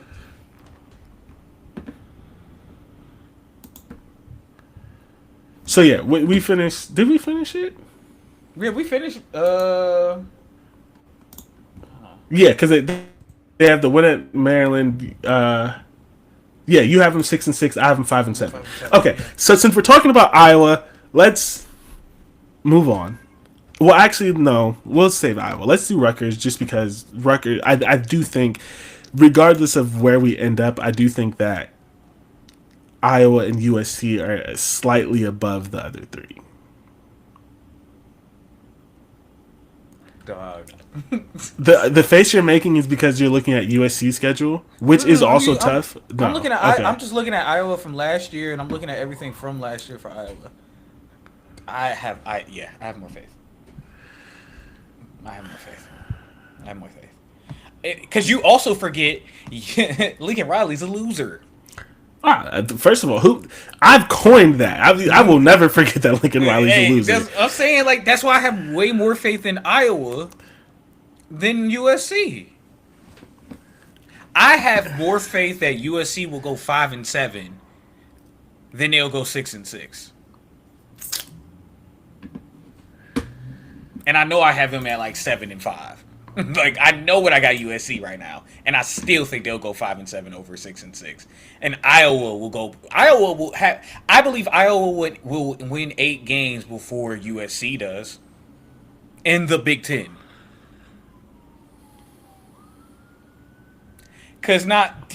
What? Hold on. 1, 2, 3, 4, 5, 6. They won 7 last year, so and then USC, their bowl game.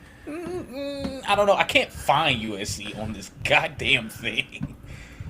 They don't like they're towards the top because he's high on them. Oh, you're not looking for them where they are because the person who writes the previews has them tied for 4th, which is insane. Oh, okay. Yeah, because they got Michigan too high too. Yes. So that's why you can't find them. Last year, USC won 7 games and they beat Texas A&M in the bowl game. And the thing with USC last year is they were in all of the games as well. Yeah, and that's why I'm saying. That's why I'm saying, like, they'll be in the games and still lose them because Lincoln Riley's a loser, and they can't stop anyone. They couldn't stop Michigan. Michigan's a bad offense. So was Minnesota. They lost to Maryland, and Maryland wasn't that good last year. Yeah. Again, it's right. They beat UCLA, but UCLA was in that game. They beat Wisconsin, but Wisconsin was in that game. But looking at they were weird because they beat LSU and they should have beat Penn State. But LSU wasn't that good last year. And Penn State was a bad offense going into that game and still lost. That was what's the name? That's the tight end game for him. That was his coming out game. Yeah, I know. I watched that especially in the second half. Yeah. Listen. I hear you. I get it. I'm all pro hating on USC and Lincoln Riley. I'm looking at Iowa's schedule and I just don't see it. Especially because with USC, you at least have the chance that they could drop a crazy game. And their non-cons easier. It doesn't matter. We're going to go through it. We're going to talk about it. Let's talk about Rutgers so then we can go back to having this argument. Rutgers is having their best couple of years under Greg Schiano. But their best couple of years under Greg Schiano is just back-to-back bowl games. But that's great. They hadn't been to bowl games the 3 years before that, and that's just what I can see. I know they haven't been before that. So they went to back-to-back bowl games. They have back-to-back 7-win seasons.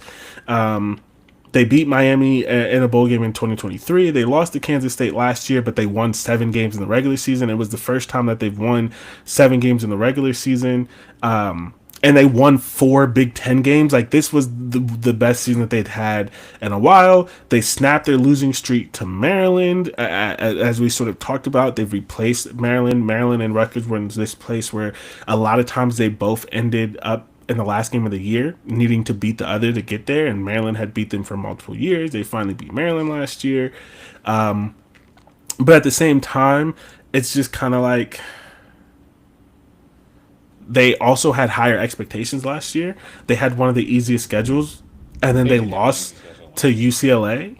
They lost to Nebraska, who they should have been better than. They lost to USC, who you've been shitting on and was not a great team last year.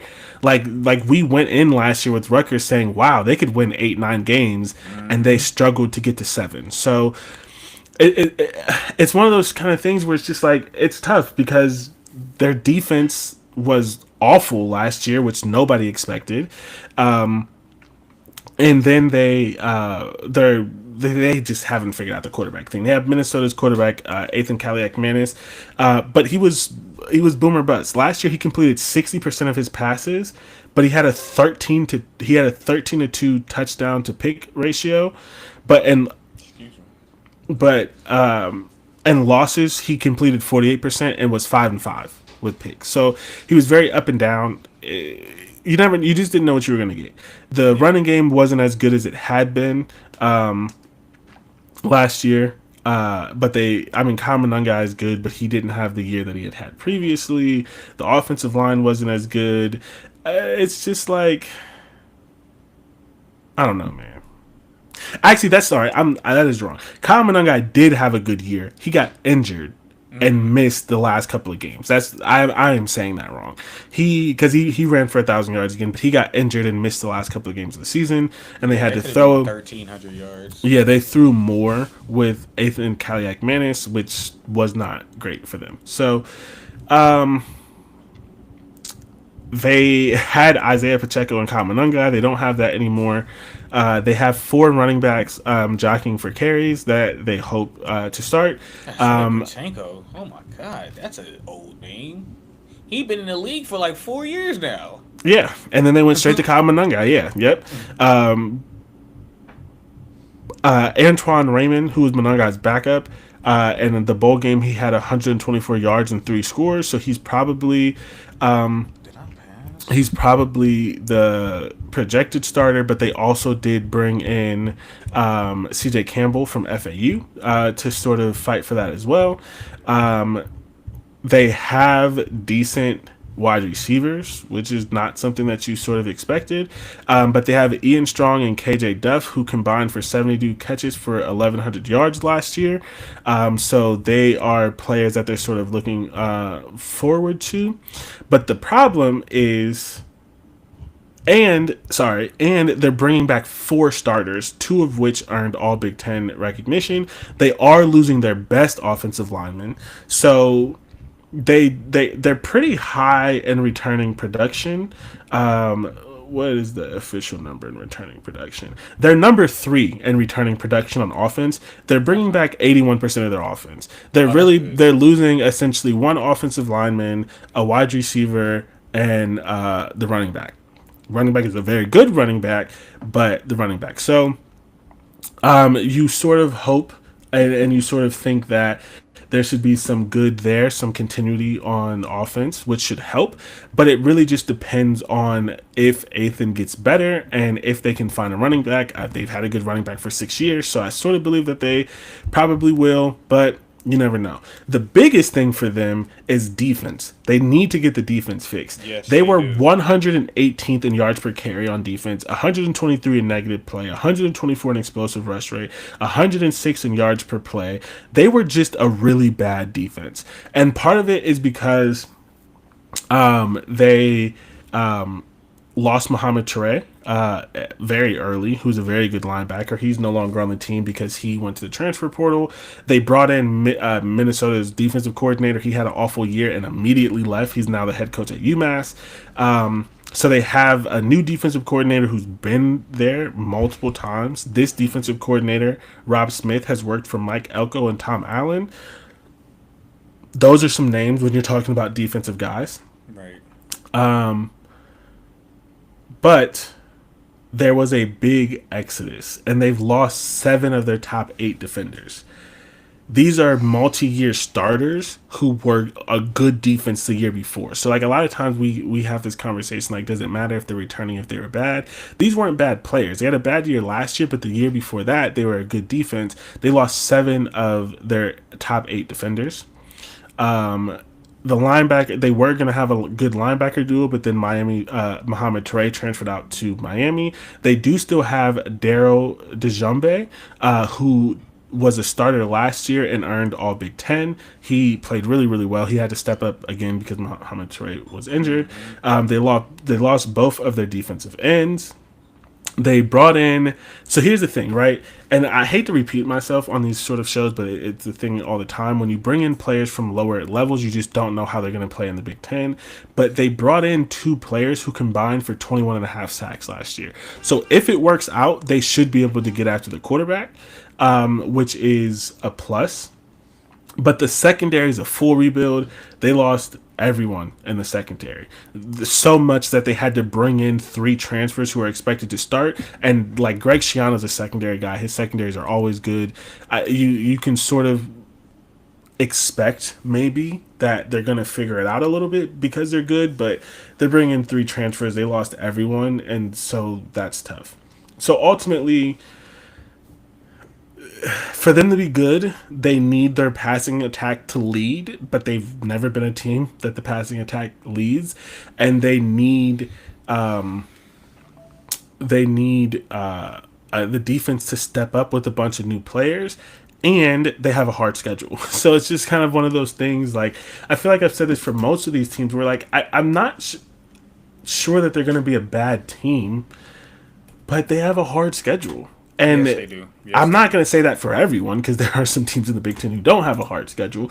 But the ones that we're talking about in this tier do. These are teams that maybe in other conferences would be better teams, but they have a hard schedule. They play 6 of the top 10. They have Oregon, they have Illinois, they have Ohio State, they have Penn State, and then there's also other teams who are like slightly better than them or equal to them that you don't know, right? You don't know if they can beat Iowa, they typically don't. You don't know if they can beat Washington, and then they play Miami of Ohio, who's a team that they could beat, but also a team that they could lose to. Miami of Ohio is one of the better MAC teams. Yeah, so they keep getting better. It just keeps. Hold on. Understand what is it? Miami, Ohio was pretty good last year, and I think that was a increase from the year before, if I'm not mistaken. They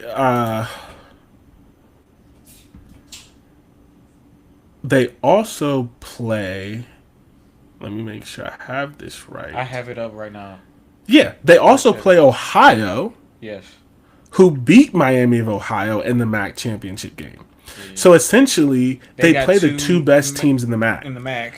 And should they beat them? Yes. Could they lose to them? Also, yes. Mm-hmm. So it's just like there's the only rest on their schedule is Norfolk State. So how are we feeling about Rutgers before we get to the schedule? Do you have any? Man. It's unfortunately, Rutgers is one of those schools that I don't not pay attention to, but I don't always get a chance to watch. Out of all the Big Ten schools, like I don't get to see their games often. But to lose most of your defense is tough. That's tough. Yeah, and your best running back. Yeah, that's tough. I still think they're going to be better than the worst teams we talked about last week, but. Yeah, it's gonna be. Greg Schiano's a good coach. I think Greg Schiano's a 6-win guy regardless, and that especially with Rutgers, he's been there a while now. So I think that helps them. But yeah, to get the 2 best MAC teams, and you got what? Iowa, Washington, Oregon, Ohio State, Penn State. Was that 5 of the best Big Ten? Did you include Washington? Because that's where 6 comes from. Oh, Penn State, Ohio State. Oh my God, Illinois, Oregon, and Washington. Yeah. Yeah. Oh. Not great. Not great. Oh. They're No, it's only the 5 because I don't see any other. Oh, Iowa 6. yeah. 6. Yeah. Yeah, you're right. You're right. Damn. So Yeah, that'll be tough. They're gonna have a tough schedule. They might end up being one of the teams where it's like we expected them to be better, and just because of their schedule, they could end up being like a 4-5 team. That's definitely or a 4 or 5, 5-17. That easily could have been a 7-5 team. It just yeah. I mean, because again, like we said, like our schedule prediction is betting on them to beat the 2 best teams in the MAC, and they may not beat both of them. They might not beat both of them. Like, I mean, they could, but they may not. I need to go. Oh, that game's on Thursday. Am I going to go to that game? No, I won't be here. I'll be in New Orleans. Damn. I might go. No.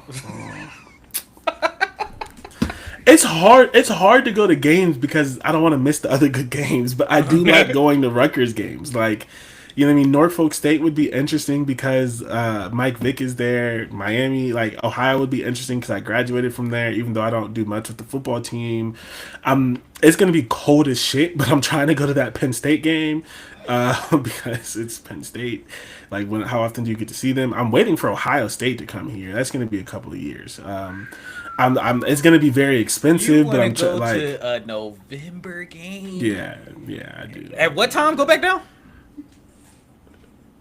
Oh no! Oh yeah. If it's at noon, I'll go. If the sun's out, the sun's got to be out. The sun's got to be out. If that's a 3 o'clock going into 7 o'clock. No. Actually, no. I might still go because it's gonna be a blowout. I'll leave at halftime. I just want to see Penn State in person. I just want to put my eyes on them. You don't know if a team is good until you put your eyes on them. I just got I'm like an old head. I want to watch him. I need to see it. The TV doesn't show me everything. It's gonna be cold by halftime. It's gonna be. I'm lying. I'm not going no matter what. Ohio State, Michigan's that good that game. I'm gonna be in the house stressing. But if it wasn't, it doesn't matter. Whatever. All right, that's what I'm saying. It depends on what time that game is. Because if I know I'm not going no matter what. I'm not. You're not going that night. I know that much. Okay, so we're running long. These previews get us. It's okay. It's previews, and we don't have to talk about Iowa and USC a lot because we talked about them so much when we were arguing about them. We kind of did. Yeah. So schedule: Ohio, Miami, Norfolk State. We both have wins, 3-0, but again, could easily be losses. Then they play Iowa. That's a loss. They play at Minnesota. We both have a win, but that's another game that they could lose, especially because it's at. Their schedule is very variable. They have a bye week, so we have them at 4-1, and that's as best as it gets. They go Washington, Oregon. That's 2. Oh, you have them beating Washington. Interesting. Yeah, I got them beating Washington. Yeah, okay. I don't think Washington's going to be that good. Washington lost some games last year that Washington. What was it? But here's the thing with Washington. Mm-hmm. They didn't lose a single game at home. Fuck. Washington has one of the best home environments. Washington lost all of their away. If this was at Rutgers, I might have given it better thought. But at Washington, I forgot all the way across the country, it's too late now. But it's a 9 p.m. game on a Friday. Like, they're gonna get cooked. Yeah, Washington got a lot of Friday games, don't they? I feel like it. It do feel like it. But if you're Washington, wouldn't you accept them? I'm okay with that. Especially if they're at home. Mm-hmm. You want that. Like a lot of Washington played a lot of Friday games last year. I swear they had 2 last year. I just think you want the exposure. It helps, right? Oh yeah, no, I'm not mad at it because otherwise, there's not a lot of times that Washington's going to be the only team on TV. You know what I'm saying? Yeah, I got that primetime game. So until if they make the playoffs like they were doing a couple of years ago, which they're gonna get there, not this year, but they're gonna get back to it. Oh, I believe it. So you have a win, I have a loss, but you're low key regretting that win. Then they play Oregon, loss.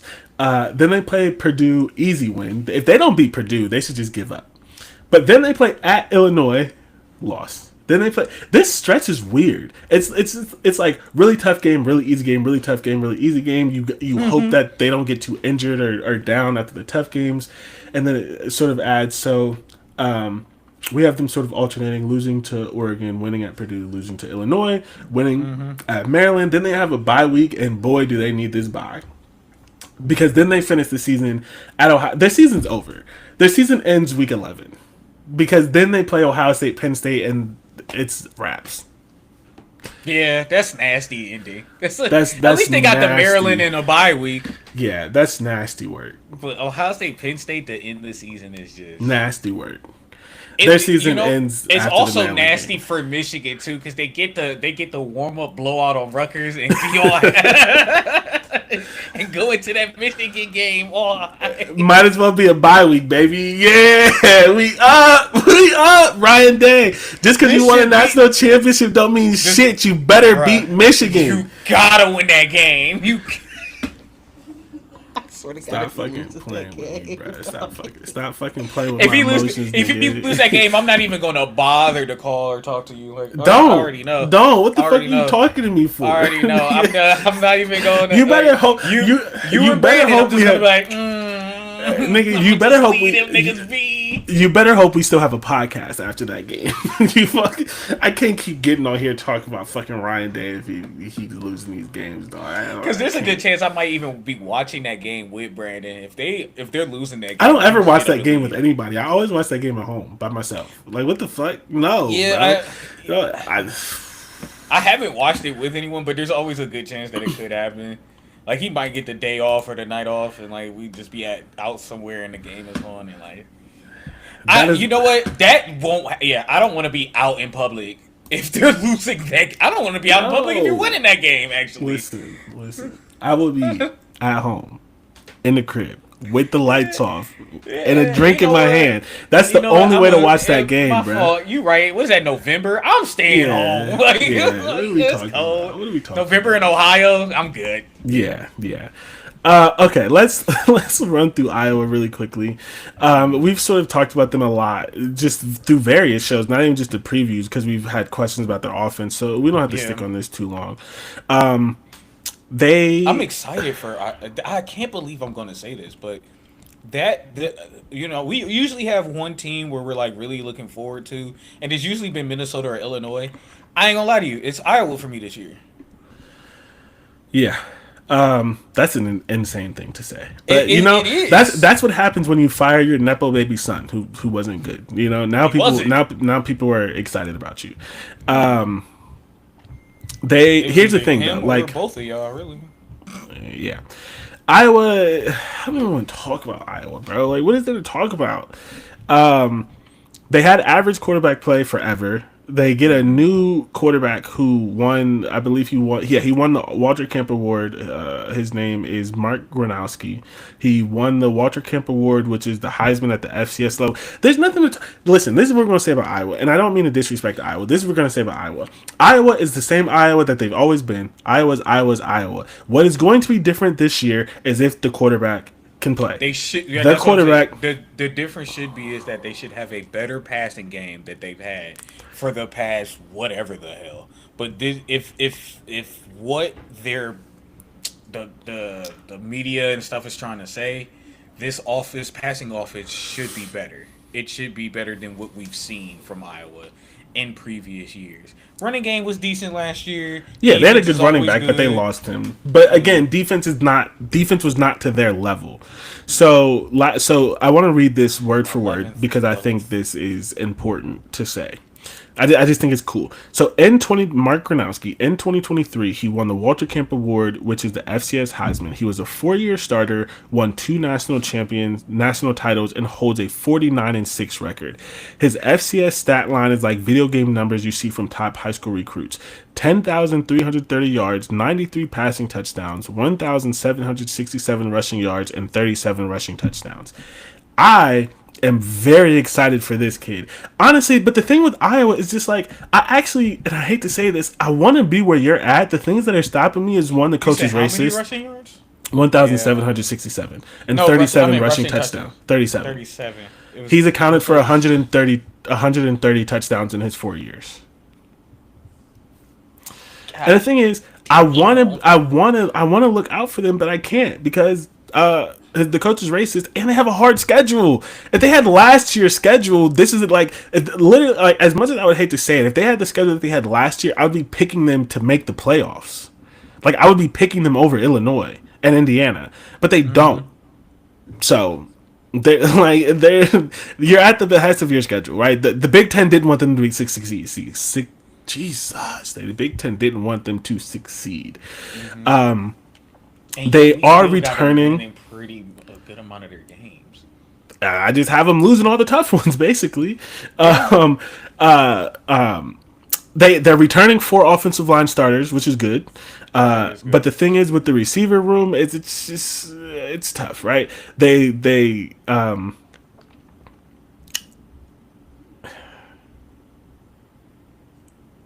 I don't know. I don't know, man. They lost their tight end, Luke Lachey. So are they going to keep doing the tight end thing? Maybe, because they have done the tight end thing for a while. But as with anything, there's a chance that, like, right, we kept saying that Ohio State always has good quarterbacks. Then they had Kyle McCord, right? It's just like sometimes these things happen. We didn't say this, but everyone says Lincoln Riley has good quarterbacks, and then he didn't have one last year. Like, just because you always doesn't mean you don't have a year that you won't. And so this could be the year that they have a bad tight end. I thought, hold on, did they lose that wide receiver that I liked? I thought they kept him. I'm not. I'm just. I thought they brought in one and kept him too. I'm not seeing his name, which makes me worried that he's not there. Because if he's not there, that was the excitement that I had.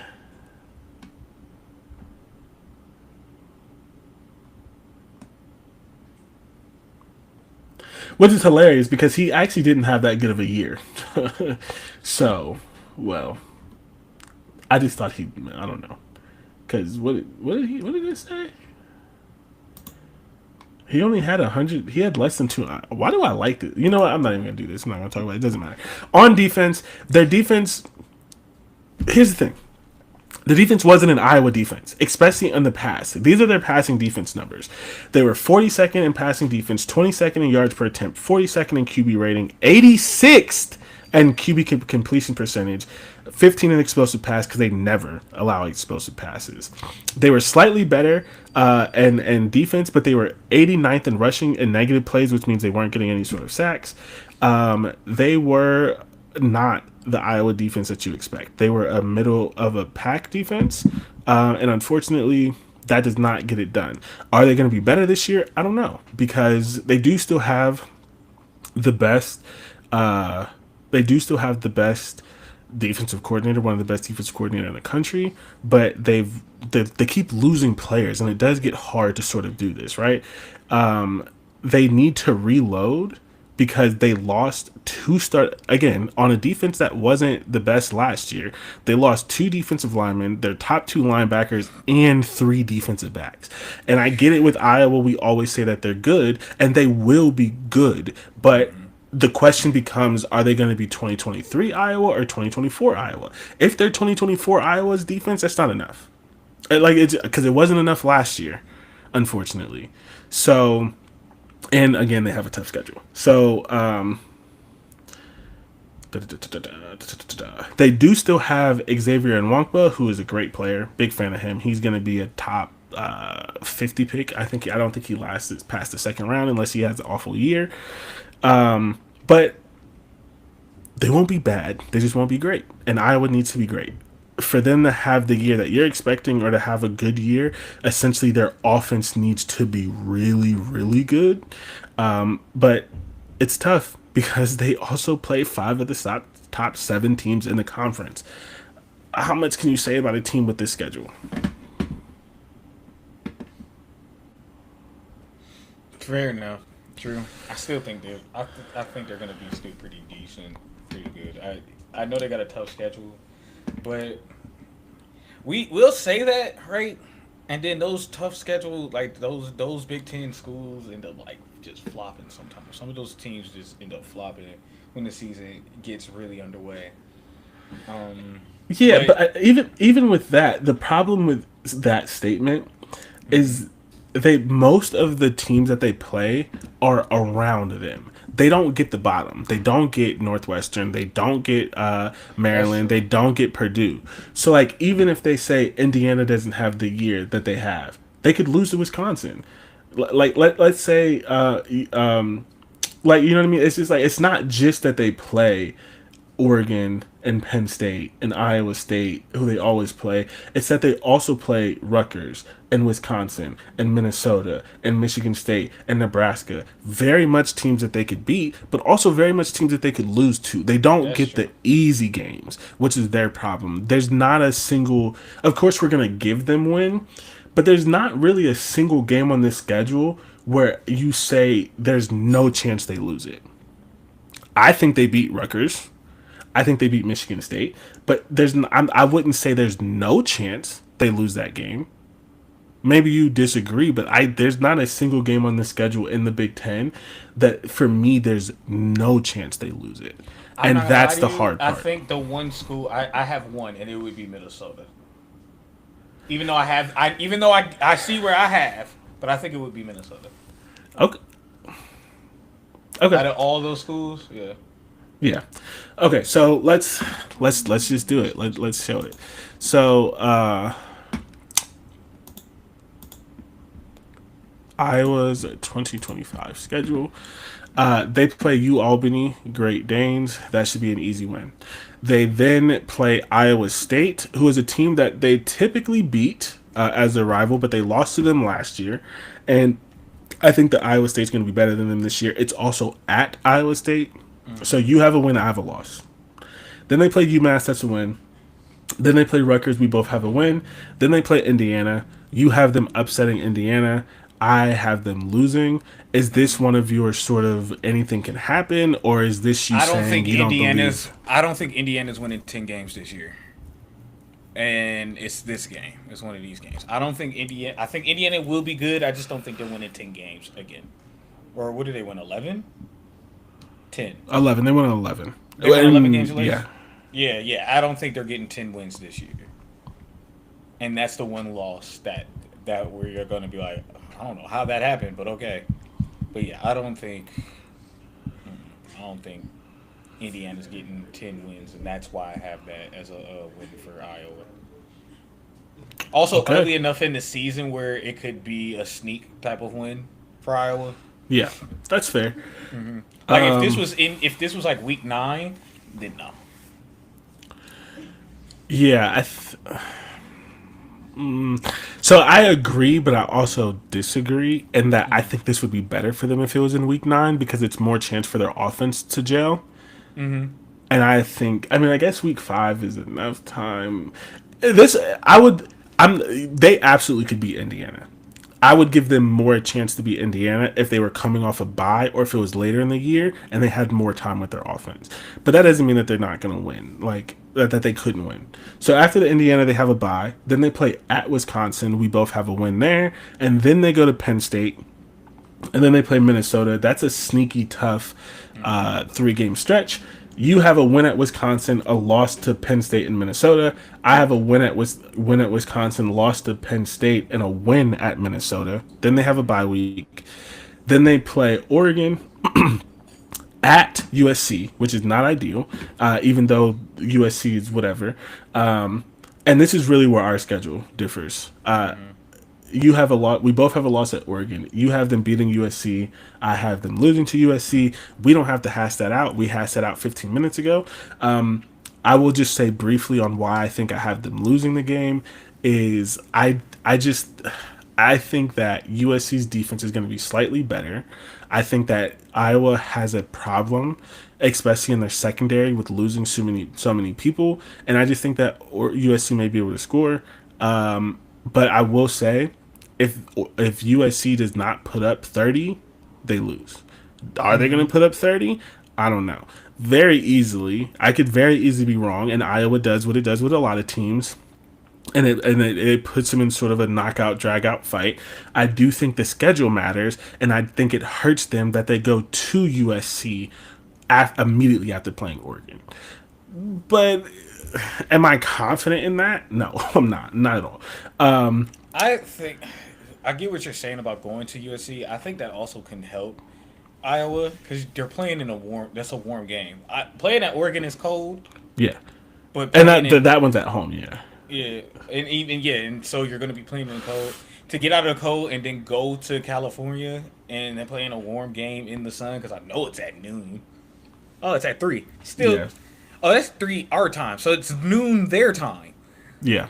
Yeah, yeah. I think that helps them too. I think I get it's a hindrance and a help. I think it's a little bit of both, really, for that game at least. Yeah. And then they play Michigan State. We both have a win. And then they play Nebraska. You have a loss. I have a win. I think they're 7-5 no matter what because I could see them beating USC and then losing to Nebraska. I don't see them getting to 8 That's right. with their schedule and the losses on the defense. I think it's just tough for them. If their defense is 20th in the country, that's not enough for how they play. Because even if their offense improves, I don't think their offense is going to be top 50. So it sort of evens out in the schedule and some of the things. So I have a 7-5 team. 8-4 is definitely possible, but I think they're sort of 7-5. Mm-hmm. To round this out, because boy, is this show going long, we have USC. I hate talking about USC. Lincoln Riley's a loser. He's going to do the thing that he always does, which is bring a bunch of transfer players, talk about his quarterback, and then he's going to lose games because he doesn't have any hair on his chest. I do like his defensive coordinator hire, which sort of helps, but also at the same time with the defense, it's a bunch of people who sort of are ready to leave, and so you don't. I don't know, man. If you, I will just do this. If you believe in USC, it is because you believe that Jaden Maeva is a good quarterback. They went 3-1 with him. But he also did have a game where he threw 2 pick sixes. So they also have an incoming freshman in Hussein Longstreet, but it's most likely going to be Jaden Maeva. They did lose their starting running back Woody Marks, but they're bringing in Quentin Joyner. No, sorry, they lost Woody Marks and Quentin Joyner, and they lost 3 of their wide receivers. So I don't know. Like there's a lot of hype around USC, but I don't really get it because they lost both their running backs, they lost 3 of their wide receivers, and they're betting on a quarterback who I think is only decent. And Lincoln Riley has not shown himself prepared for the Big Ten. The good thing that they did bring in good running backs. They had a running back last year who ran for 1,000 yards, and then they brought in another running back who ran for 1,600 yards and 20 touchdowns, but he was at a lower level. He was at a JUCO. So again, does that transfer? I don't know. They have Makai Lemon and Jacoby Lane at wide receiver. I think that they are good players, but who knows? They did have a really good offensive line last year, which is very surprising for them. They had a top 10 offensive line in O-line run push and pass protection. But they lost 3 starters. I mean, they had players that were drafted pretty high. They lost 3 starters in center Jonah Monheim and guard Emmanuel Pregnon, and then their tackle transferred to Auburn. Pregnon went to Oregon.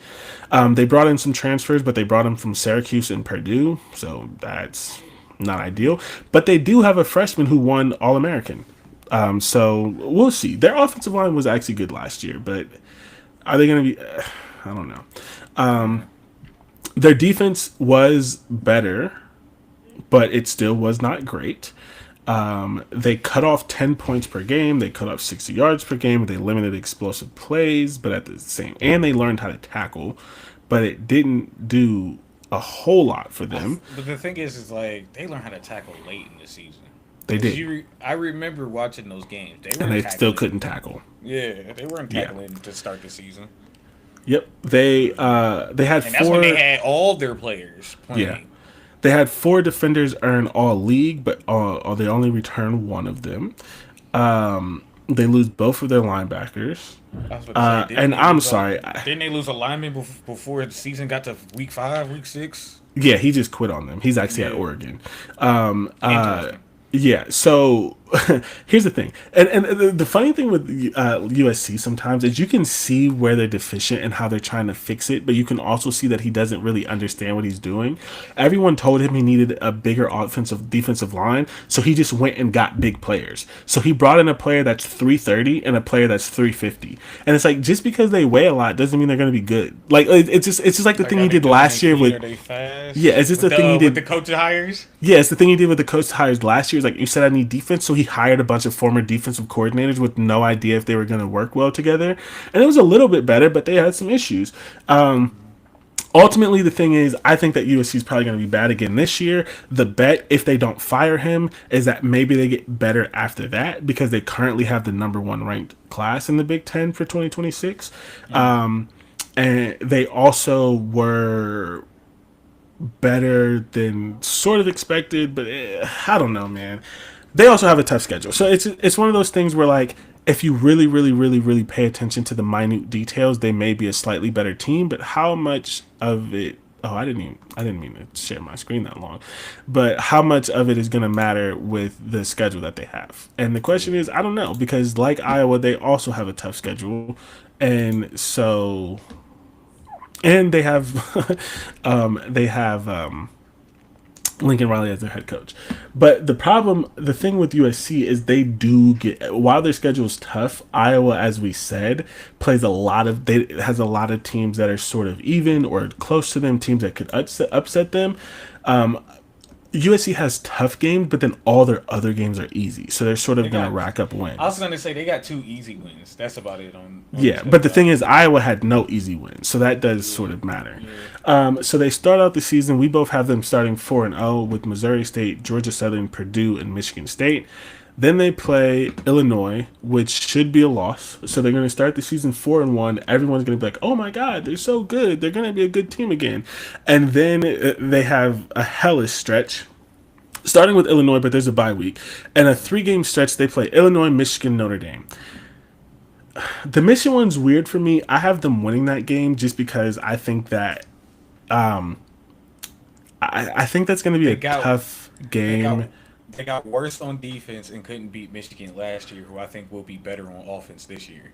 Barely, but Michigan also has a freshman quarterback, and he's going to be They, playing in the they still can Coliseum for run. the first time. Right, they still can, and that's where I think where they can run the ball. You And hope one they thing could run about the ball. They also lost their right, best running back. yeah, but again, USC lost all that defensive lineman just because they got big people. That means nothing. Like we said that, like we just said, just because they have those big guys there doesn't mean anything because they still need to gel and mesh and get acclimated to the scheme itself. But I the I but the thing is with saying they lost to Michigan last year, which sure they did lose to Michigan last year, but they could have won that game. I Yeah, think that this game is going to be basically the same exact game. The difference is Michigan's going to have a freshman and quarterback. you're that's very true. I think the reason why I'm going to go with Michigan getting that win is that while USC was in that game and could have won that game last year, they still lost. You're saying that that's going to happen this year, while they're I think in my eyes going to be worse than what they were last year. I think Michigan will be slightly, not much, but slightly better than they were last year, and they couldn't beat that team last year. So But you I could don't think also Michigan can argue do that. that you could also argue that USC is going to be better. So first of all, I don't think on defense. if USC's quarterback is better, that helps because they partially lost that game because of who they had at quarterback. And this quarterback can run, which is going to mitigate some of the things. Listen, with some of these things, you have to pick every game. I'm not standing 10 toes on them beating Michigan. But they're also getting Michigan off of a bye, and it's at home. And Michigan got to lose some games. Like I think part of this is the loss for this is like I had Michigan pushing 9, 10 wins, and I didn't believe it. Michigan Yeah. also has to lose some games. I think that they lose this one. I could very much be wrong. I'm not. This is not a win. I'm standing 10 toes on. Then they play Notre Dame at Notre Dame. That's a game that I'm standing 10 toes on that being a loss. Absolutely. They go into a bye. Oh, you're They losing that. finish the schedule with Nebraska, Northwestern, Iowa, Oregon, UCLA. You have them beating Nebraska. I have them losing. We both have them beating Northwestern. That's the thing. Like they do play some tough teams, but they get Purdue, And Michigan Northwestern. State, and Northwestern plus like they have 6 guaranteed wins, and then it's just what do they do in the rest of the games, and they could very easily shit the bed, and I hope that they do, but they could win some of these games as well. I have I them have as more like faith the in them worst. shitting the bed, honestly. I I I don't know. Nebraska, but you have them beating Nebraska. I know. Nebraska win. You have a win. I have a loss. Win another Here's my win thing. at Northwestern. You have a loss at Iowa. I have a win. Loss Because at I Oregon. don't. The reason why I have them beating Nebraska is because I don't think Nebraska is going to win 9 to 10 games But easily. Nebraska is going to be better than Michigan. Yes, And so it's I just give you like that. I this we've been going on too long to Oopsies. argue this point at this point. Yeah. And then we both have them beating UCLA. So I have them at 8-4. I don't even And really believe that one either. but so my thing is, I think with you, and I don't entirely disagree with everything. I think some of your USC stuff is colored by how you feel about them. But the thing is, they weren't as bad last year as we thought they were going to be. And so there's if they get slightly better, that's 8 wins because of their schedule. Like I don't think, as much as I like to make fun of USC and things, I don't think they're a bad team as much as I just don't think they're a national title I don't. contender. I don't which is think what they're a people bad want team. them I to think be. they're a bad coach team. I don't think they're a bad team. I just think they're poorly coached. Yeah, they're poorly coached with better talent than most teams in the Big Ten still. And that, I mean, you can have a lot of talent and be coached and still be a terrible team because you're coached terribly. Again, I've always thought that I've come to I've said out loud that I think the past few years that Iowa was a better team than what they show. Their coach just was holding them back. Yeah. I don't disagree with that. I'm not going to sit here and defend USC. That's not my point. I think you're a little harder on them than like what you can reasonably expect for them. Like you're saying they could lose to UCLA and some of these teams, which would put them at 6-6, and I don't think they're a 6-6 team. I just think that they're one of the worst 8-4 teams in the country. But their schedule Okay. is it's one of those things where we talk about like there are some teams where you're like, wow, 8-4, that is really good, and then there's teams like this where I think they get to 8-4 because they just don't play anybody. They have 6 guaranteed wins, and then 2 like they don't even play Washington. If they had Washington, I'd probably pick them to lose. I just think their schedule is too easy. So I have 8 wins. You have 7, and that is the end of this tier. Because we're over 2 hours, we are not going to do Yeah. our pit stop this week because Yeah. there's no point. Trust, I still have the anger for it next week. Yeah. Any final thoughts on any of these teams? Honestly, I've talked enough about the easy because we talked way too much about Iowa and USC. If we're being honest, I've talked enough because Yeah. we talked about those two teams, and I really feel like Minnesota's gonna be very disappointing to me. I just have this bad feeling. You may be right. So that's the show. Listen, if you're still here, thank you. Appreciate you. You know, I would feel bad 'Cause about I'm not being. even live on Twitch anymore.